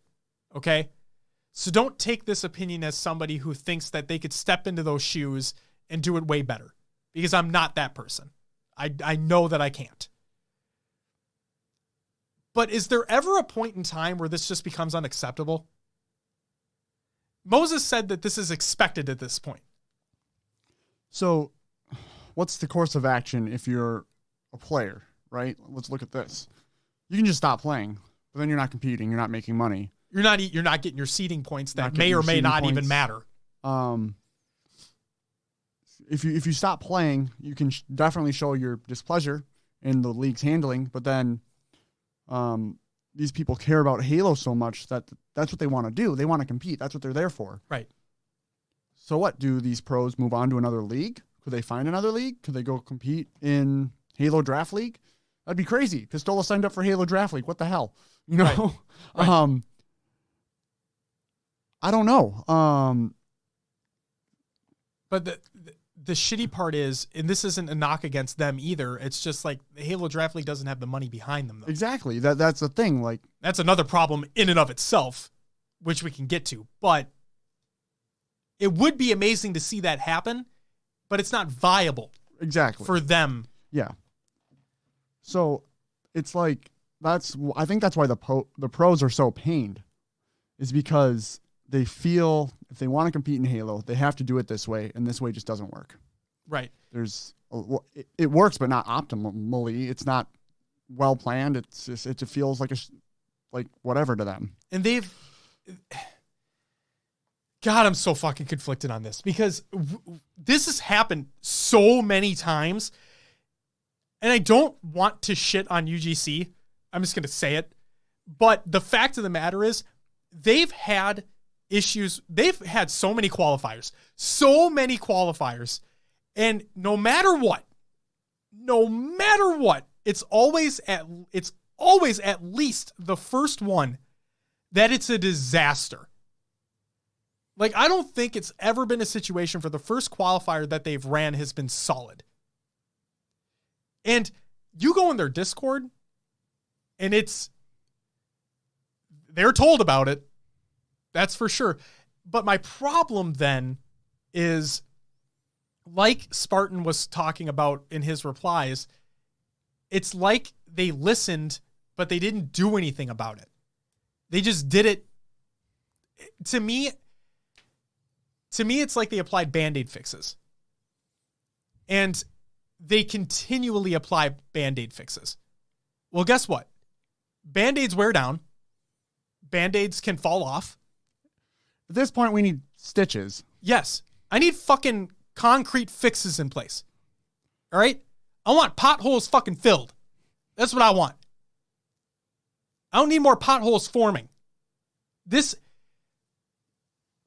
And again, this isn't coming from somebody who thinks they can do it better, because I know I can't. It's the fact, it was the same thing we're talking about like with Moses. We just want the best for Halo. That's all we've ever wanted. Yes. And it's when things aren't run smoothly, it's hard. And the other problem is that UGC is one of the people that are still in it, you know, because they love Halo as well.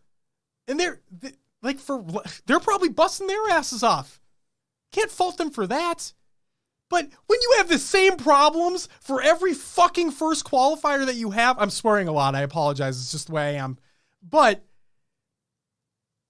like I asked, when does it become a point where it's unacceptable to keep doing this over and over and over again? Is UGC literally the only TO out there that can run fucking qualifiers? Are they the only one? Can't be. Give me another one, please. This. Okay. Deep breaths. Right. Breaths. Right. Ranty Josh really came out there hard. Are you okay? I'm good. Ask. No, okay. I'm good. It's just we're passionate about this. We obviously want Halo to succeed more than anything. I would love, just like Snakebite said, just like we were talking about, we would love for Halo to have a bigger, as big as, if not a bigger stage than the CDL, right? I'd love them to fucking sell out stadiums. I think it'd be incredible. But motherfucker, we're definitely not going to get there with the way things are going right now. No way. Are you kidding me?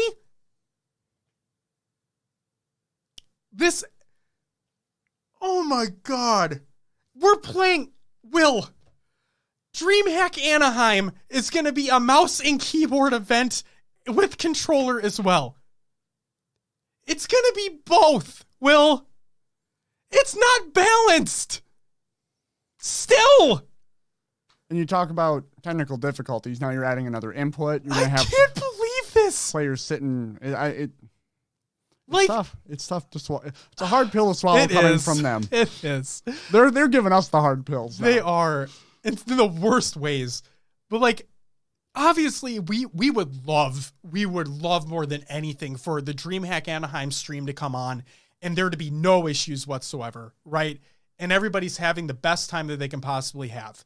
And for all we know, that very well could be exactly what happens. But when history repeats itself and keeps repeating itself, which it is, it's when do you just turn around and believe, okay, things are going to be good this time? You know, I get where you're coming from. It is frustrating. All we can do is try to either work around it or accept it. That's the options, right? And I'm at the point of I don't want to accept it, but you and I both know when we turn on that DreamHack stream, it's going to be the break screens are going to be just a background of DreamHack, and that's it. Well, I mean, they're going to be 10 to 15 minutes at a time, if not more. Yeah. Like, we know that. That's how sad that is. We know that UGC is going to have problems with qualifiers because they always do. That's a problem. When you're trying to uplift an esport, yes. It's just like Moses was saying, no community tournament organizer is getting any, or like I've seen maybe a couple, like honestly, like 2 where community tournament organizers are getting promoted on HCS's Twitter account. Right? Like you rarely see it. Like this is why we shout out Noob Combo. This is why we shout out Maddie, right? This is why we shout out Moses. This is why we shout out Europa Halo, GT Halo, all the community tournament organizers out there and the outlets to find them, because you don't have official support.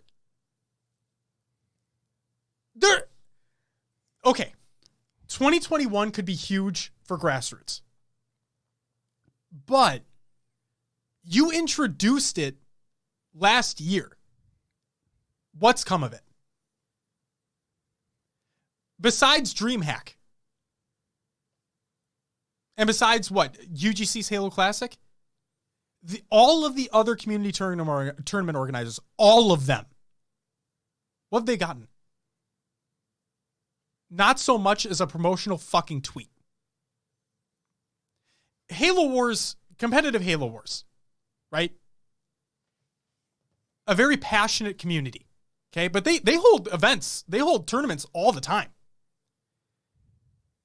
The only person that in like a 343 capacity that is promoting them, if I'm not mistaken, has been Postums.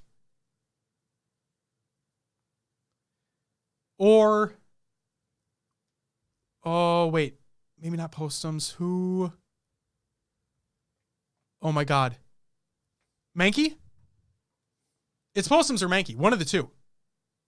But that's in the 343 capacity. There's no HCS tweet. There's no nothing. I don't even give a shit that they're not a grassroots partner. It's a competitive side of your community for a game that's under your brand. Why not show them just a little bit of love? Penn Halo's throwing weekly tournaments out there. Why not throw them some love? Why does it only have to be the Microsoft Store events? Because it's Microsoft? Who gives a fuck? The people that are out there doing this every single week deserve some recognition on an official capacity. Just something. Is the tweet so fucking hard? No, I don't think it is. Good Lord. All right. That's all I got for that one. Last one is a quick one because this is unbelievably stupid and I can't believe I have to talk about this, but I do. Halo Infinite's release date. Chris Gunn on Twitter states, the secrecy of Halo Infinite is absurd at this point. We're less than a year out from launch and we've seen essentially nothing. By now in Halo 5's dev cycle, we'd all played the beta already. This game is getting delayed. If it's not delayed, then I'm worried it'll be rushed. Sacred Icon Halo replied with, playing something close to the chest does not mean there are problems. Insinuating that there are problems to compel the developers to share information won't help either. Halo Infinite will release in the fall of 2020. And then Roby1 Kenobi, who works for 343, states, a quick update on my lack of Halo tweets.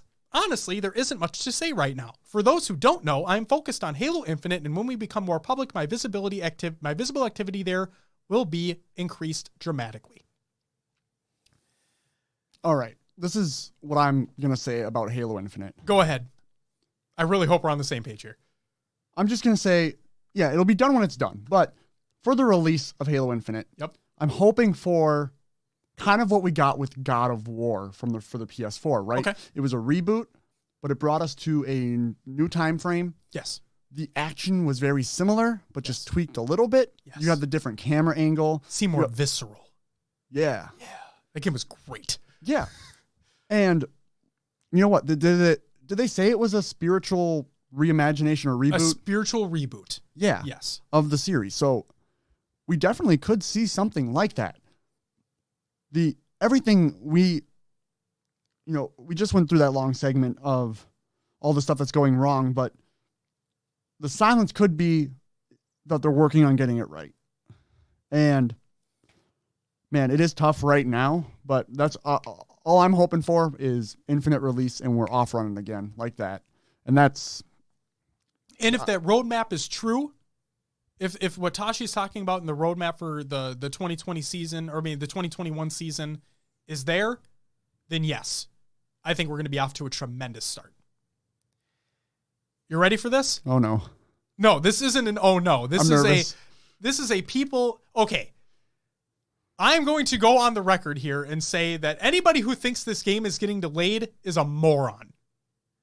Halo Infinite, like Sacred Icon Halo said, Halo Infinite will release in the fall of 2020. You know why? Because it's going to be a fucking launch title for the new console, you morons. Are you kidding me? Yeah. This game's not getting delayed. The game's coming out at the end of the year.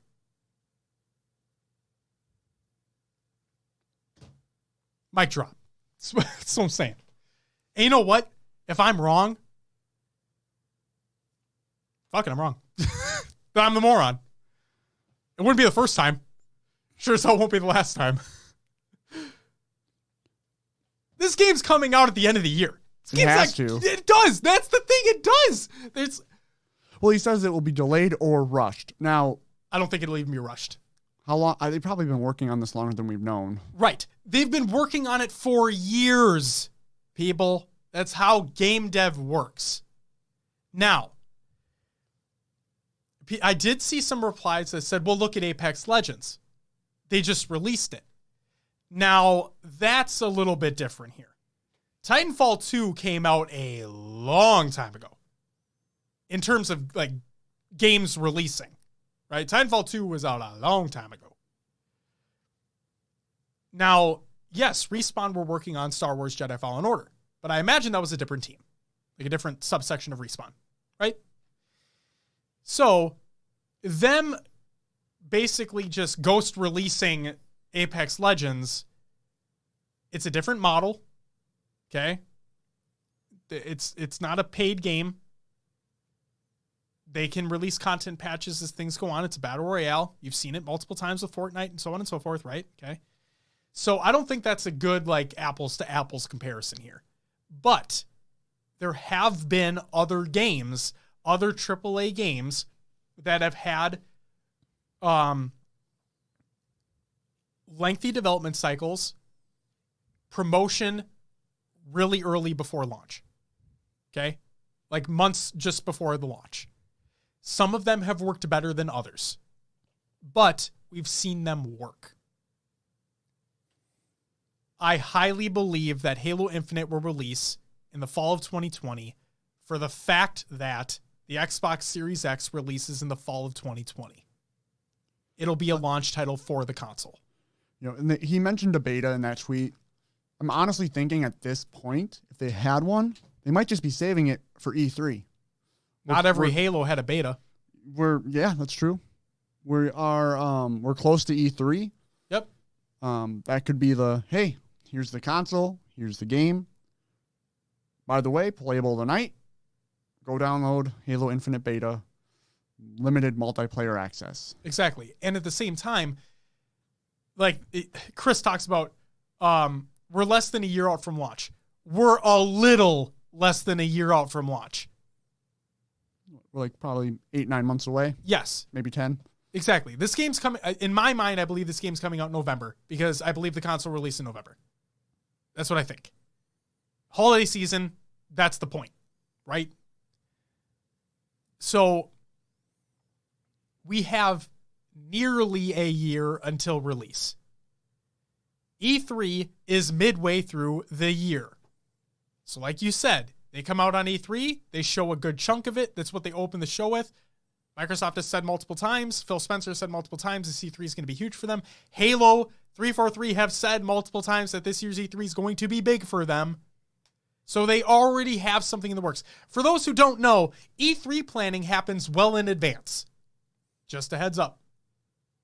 So, oh my God. People, there's so much clickbait out there. Just shit put out there to get a rise out of people. You know? It's like, come on. Use your heads. Read into things a little bit further. Don't take things for face value. That's all I ask. It's like the Call of Duty League and the Armory's underground, facility. Okay? The people who think that fucker wasn't going to be heated. It's heated year round. I could have told you that. If you park, you can park there to go to a Vikings game because the US Bank Stadium's right around the corner. It's heated year round. It's not like an open parking garage with open windows and whatnot. See, people see a picture on Twitter and they just completely jump to conclusions. Here's an idea, guys. Think. It's a crazy concept. And if you can't think, Google. And if you can't Google, then shut the fuck up and leave. Because I don't need to see your remark. I don't need to see your comments. Oh. Good Lord. God. Guys, you made Josh angry. He's over here. Not our normal listeners. Our normal listeners did not make me angry. It's just these stupid people out there that just come up with dumb remarks. I can see the flame starting to appear behind his head. The JK fire. You went there, man. I need to get the fuck out of here. Right. Will, are you done reflecting? It's been an hour of you reflecting. This has been the Reflection Corner. You took up more than a corner. It took up a space, it's just back there. Yeah. Don't worry, it was heated though, like the garage. All right, Will, it's time for some regular news. Steam top releases for December 2019. This is by Steam over on steamcommunity.com. Hey, guess what? Halo MCC was on that list because it sold a lot when it came out in December. Guess where the pairship is now? Not there. Next news story. Project xCloud gets new games. This is by Larry Erb. Xbox Live's Major Nelson. That's how he always introduces himself, if you didn't know that. Little fun fact for you. On Twitter, and I quote, "We've added new titles to the Project xCloud preview in the US, UK, and Korea, including Civilization 6, Destiny 2, and Halo, the Master Chief Collection." MCC playlist update for January 22nd, 2020. This is by Postums over on HaloWaypoint.com. And I quote, "With this week's MCC playlist update, we're updating the Halo Reach Team Hardcore playlist by removing Team Slayer on Penance from the rotation. This is a very vocal piece of feedback, and we have taken action to remove it for the time being." Oh my God, they listened. And they took action. "We will continue to work with our competitive communities to determine what future additions to the playlist might look like. Stay tuned for more information on a later date. Thank you for your continued feedback. As always, we will see you online." One of the things that people want now is, Team Slayer on Battle Creek? Or the remake of Battle Creek? Yes. Yeah, they want that gone. It ain't gone yet. Next up. Modding Halo, a community tradition.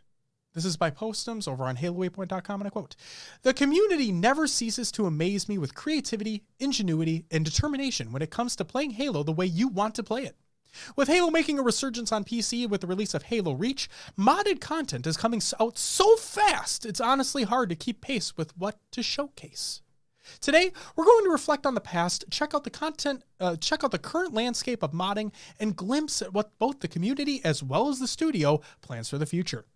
Although there are many modders out there working on creative projects for Halo, we can't focus on everyone and everything in one blog, so instead, I've picked examples from a few people for this feature.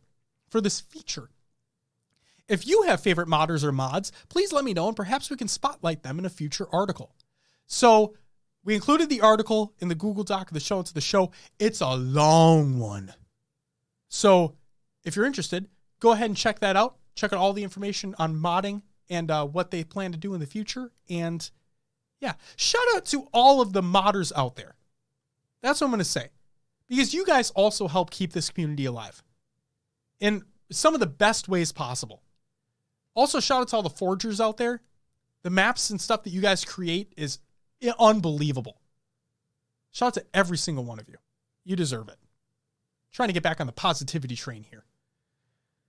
All right, final piece of news. Halo community update by Unisec. Thanks, Will.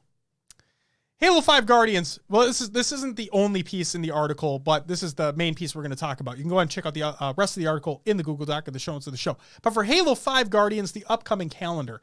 January 23rd, Rock and Rail rotates in for Shoddy Snipers. On the 30th, we have CE Anniversary Throwback rotates in for Rock and Rail. And then Warzone Turbo goes live for the weekend. February 3rd, Double XP in doubles all month. And February 6th, Mythic Rumble replaces default free-for-all in February. And Roaming King rotates in for CE Anniversary Throwback. On February 13th, we have Community Slayer rotates in for Roaming King. And Warzone Assault goes live for the weekend. February 20th, Griffball rotates in for Community Slayer. On the 27th, we have Action Sack rotating in for Griffball and Warzone Turbo going live for the weekend. And on March 5th, Spring 2020 Arena season begins, and Halo 3 Classic Throwback rotates into Ranked for March. Here's a little blurb for you. As we look to evolve our support of Halo 5 this year, the team will also need to continue investigating ways to consolidate playlists. In February, this means we'll be converting the existing free-for-all playlist slot into our Ranked rotational slot, which will start by featuring Mythic Rumble. After the positive reception of Mythic Arena, we're hoping that this new 5-player free-for-all variant will be able to scratch that itch while also providing a fun and new competitive experience for you to sink your teeth into. So there you go. Cool. Will, that's it for the regular news. And now it's time for Will's Adventures within the Haloverse. Will, what'd you play this week? Well, after the event this weekend, I had to play some Call of Duty. Don't say. How could I not? I was running M4 before, so I was an AR player. I pimped out my sub loadout. Ooh, are you now a flex player? I was running some machine guns to get used to it. I like it a lot. Is it a lot more fast-paced? It's a lot more fast-paced. I'm getting used to that fast movement, sliding around, jumping when you're shooting. Also, I found out if you switch the magazine to the 9mm rounds, you get more range and more damage. So it's actually better than running the normal MP5 rounds. Okay. I still have a lot of... I just started running the MP5, so I have a lot of stuff to unlock still. Did you switch to a controller like you said you were maybe going to do? No. Oh, are you going to? No. I like the keyboard and mouse too much. Oh, shit. So I contacted my friend Joey, which I've talked about before on the show. Yes. I was like, dude, we should get a team together. And he's like, I don't want to play on a controller. I'm like, well, damn it. I'm not going to play on controller then either. So you guys going to form a team now with keyboard and mouse? You can't. All the PS4 stuff, it's all PS4 Pros. You got to play with controllers. So, I mean. Sounds like someone's getting a scuff. No. Too expensive for the undurable thing they are. Yeah, I've heard they don't last super long. So, play some COD. Spent a lot of time on hardpoint, getting rotations down. I was the one in the hardpoint and the one leaving 10 seconds and getting over to the next hardpoint before anyone else got there most of my matches. We need to play together. So that was it was fun. I want to play with you. Not in a sexual manner. You had to take it there, didn't you? You had to. But yeah, no, I was like, no one's over here, and the next hard point's going to spawn here in 2 seconds. Right. Like, okay, I'll just sit in the hard point and wait for everyone else to rotate. And then by that time, I already had my trophy system down. I had the doors closed, so I knew I could hear when people were coming, sitting in the right corners, even like laying down in an open door to watch them come down the alley. So it's just easy shots. And man, it felt good. Hell yeah. Thanks, Call of Duty Launch Weekend, for giving me some pro tips. You know what? That's another thing that I didn't talk about was the thing that being there and watching the stream as well, it just gave me a bigger appreciation for like what the pros are doing. Same thing with Halo, right? Because you see these angles that they have, these sight lines that they have that you just wouldn't think of normally. They just look in the smallest of crevices. Yeah. And they're not necessarily looking to pick people off. They're looking for information. Right. This guy's going this way. Right. Someone's going to be over here, coming towards pillars. And if you're communicating with your team, that's incredibly valuable information. Yes. But even if you're solo, you can keep that in the back of your head to be like, oh, this person went that way. Maybe I can get a flank around. Maybe I'll challenge him. Yeah.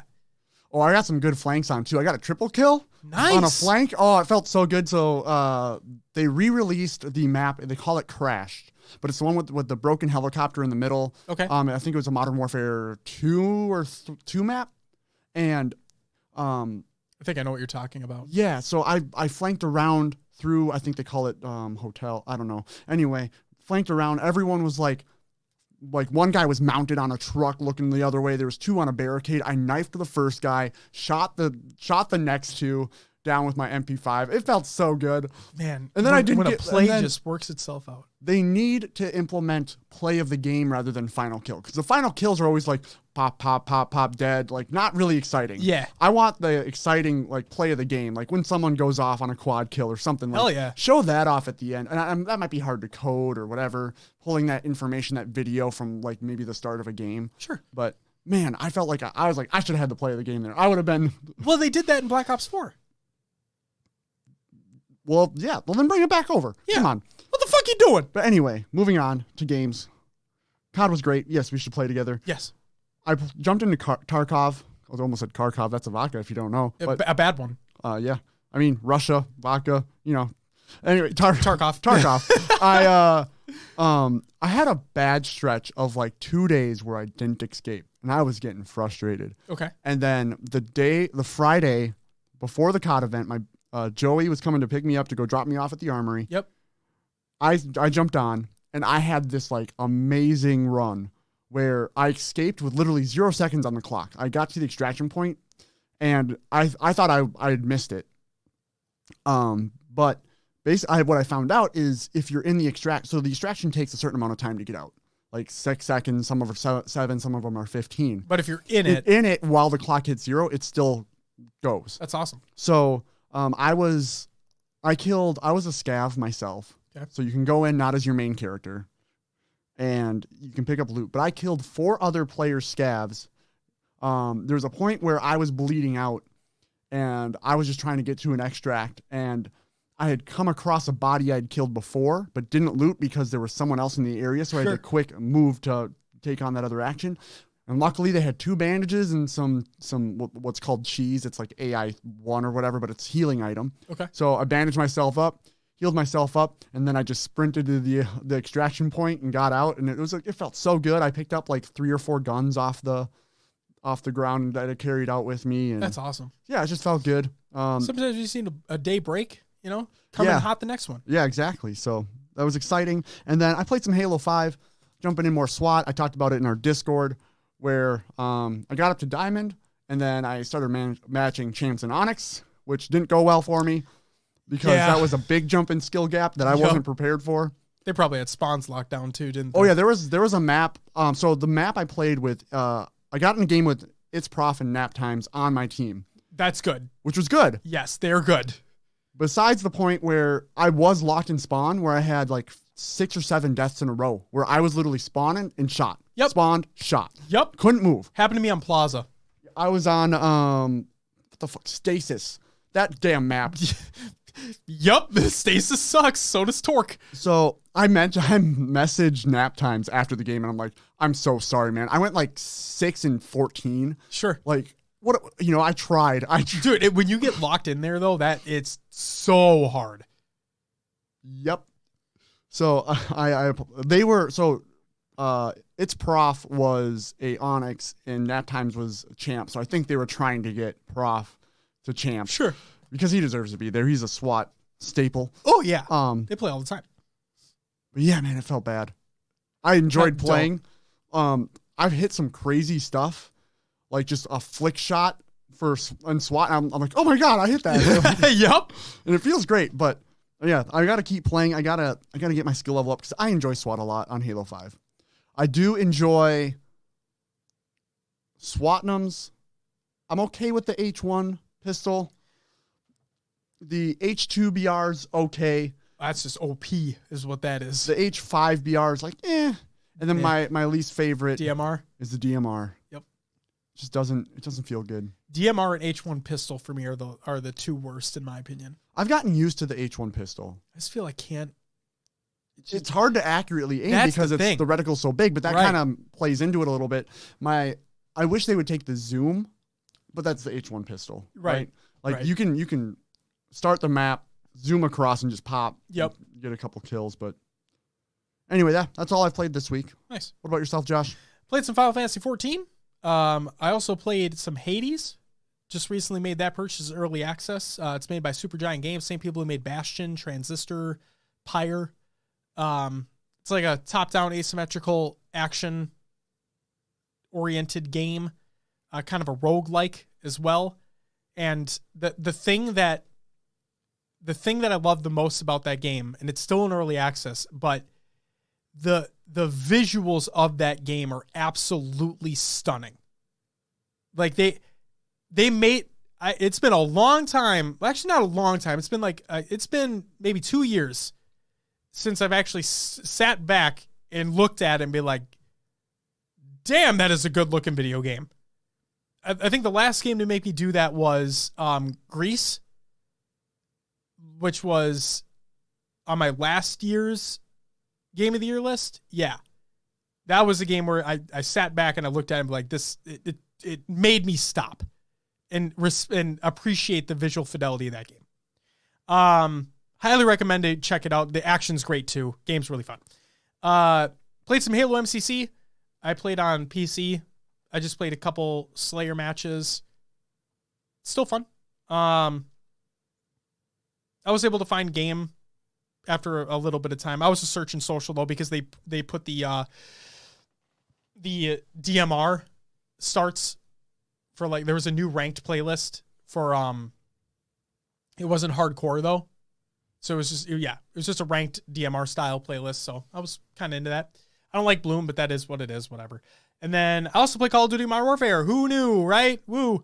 And I didn't have my controller down here, so I also played keyboard and mouse.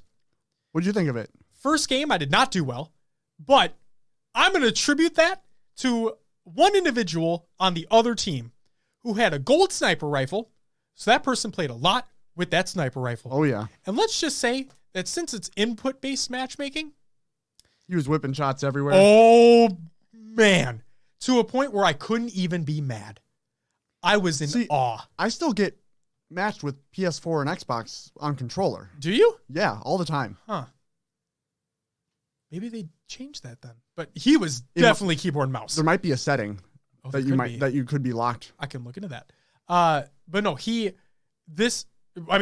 man or woman, I don't know. This person, so I would shoot this person a couple times, and then this person would just whip and dome me, right? And I would look at it and be like, I can't be mad at that. That person's just that much better. And then I would watch the kill cam.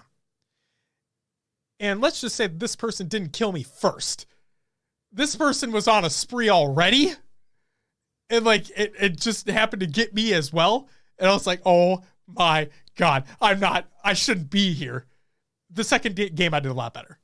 But as soon as I was away from that person. Did you enjoy the keyboard and mouse? Yeah, I thought it was fine. It's just, if I get a couple of key rebindings, then everything will be Gucci. All right. No, I think it plays perfectly fine. It's just, I am more comfortable on a controller, but with Overwatch and whatnot, obviously I play keyboard and mouse. Absolutely. Counter-Strike, keyboard and mouse, but just preference controller. No, I thought it played very well. That's what I played. That's it. All right. Yeah. It's time for some shoutouts. Yeah. Do you want to do a drum roll for that? Did you forget what soundbite it is? We in there. I need to label these things. You do. That was good though, because this nice little anticipation lead up to the shout outs there. I want to give a happy belated birthday to Lethal Denoxide, Goalie Sniper, aka Justin LaFleche, and Marmar, aka Marlon Morgan. The self-proclaimed Beast of Chicago? Beast! Yeah. Of Chicago. Yes. Indeed. Shout outs to you guys. Hope you all had a fantastic birthday. Marmar, I should have said happy, incredibly belated birthday for you because we're 2 weeks late. So, Josh, he put a comment on last week's episode on YouTube saying, I didn't know I shared a birthday with him. So, shout out to you, Marmar. That's it for the shoutouts. Community creations. Hey, Will, have you heard of a thing that used to be on Mondays where we wish it was still on Mondays, but it's on Saturdays now? If you go on Reddit, you heard of that website, right? Yeah. Okay. So if you go on Reddit and you go to the subreddit r/Halo on Saturdays, not Mondays, on Saturdays, they have these things called memes. Do you know what memes are, Will? Maybe. Well, they're there. I don't know how to. How do you? What's the definition of a meme? Now it's just like a funny caption picture, a funny picture. Okay. That's really what it is. Okay. Usually edited, not original. Things are put in there. If you're looking for meme content throughout the week, there is a r/Halo memes. Go check it out. Why the fuck didn't you send that to me? Because I wanted to surprise you. Well, thanks a lot, Will. Okay. That'll be in the show notes as well. Because we're going to shout that out every week now. I got to verify that's the I hope that's what it is. But I think it's out there. I really do. I think it's out there. All right, sweet. Clips of the week number 38 by High Tech Redneck over on YouTube. Check it out. Always amazing clips over there. Halo 5 Retrospect, Episode 1. Were weapon pads a good idea? This is by Vetoed. Brand new series. Checking out some Halo 5 content. Kind of having a little bit more of an appreciation for the video game after taking a little bit of a break. Got to check it out. And then finally, Duststorm working on a bot. This is by Duststorm over on Twitter, and I quote, "As part of the Halo Hub, I've been developing a bot that aims to bring together a bunch of social media platforms and empower that community to share content. In the coming months, my goal is to turn that project into a free resource for the Halo community. Coming soon at VirgilBot. That is VRGL_bot. It's a Twitter handle. Check it out. It's pretty fucking awesome. Shout out to you, Dust. Will, what the hell were you laughing about? I found the Halo memes. So it is one. r/Halo memes, yes. All right. Send it to me. We'll put it in the show notes. Good stuff on there. Hell yeah. Get your meme fix like Will said all week long. Not just on Saturdays, but you can get them on Monday.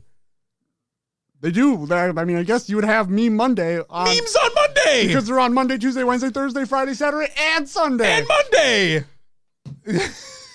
All right. All right, man. Will, that's it for the community creation. Super Bowl predictions. Who do you got? Chiefs. You think so? Yep. What do you think the score will be? Can you give me a score? 35-28. 35-28. No, 27. 38, 35, 47, 30, 23. 35-27. 35-27 Chiefs. Yeah, that's 3 touchdowns and 2 field goals for the Niners. And then that is 4 touchdowns for the Chiefs. 5 touchdowns for the Chiefs.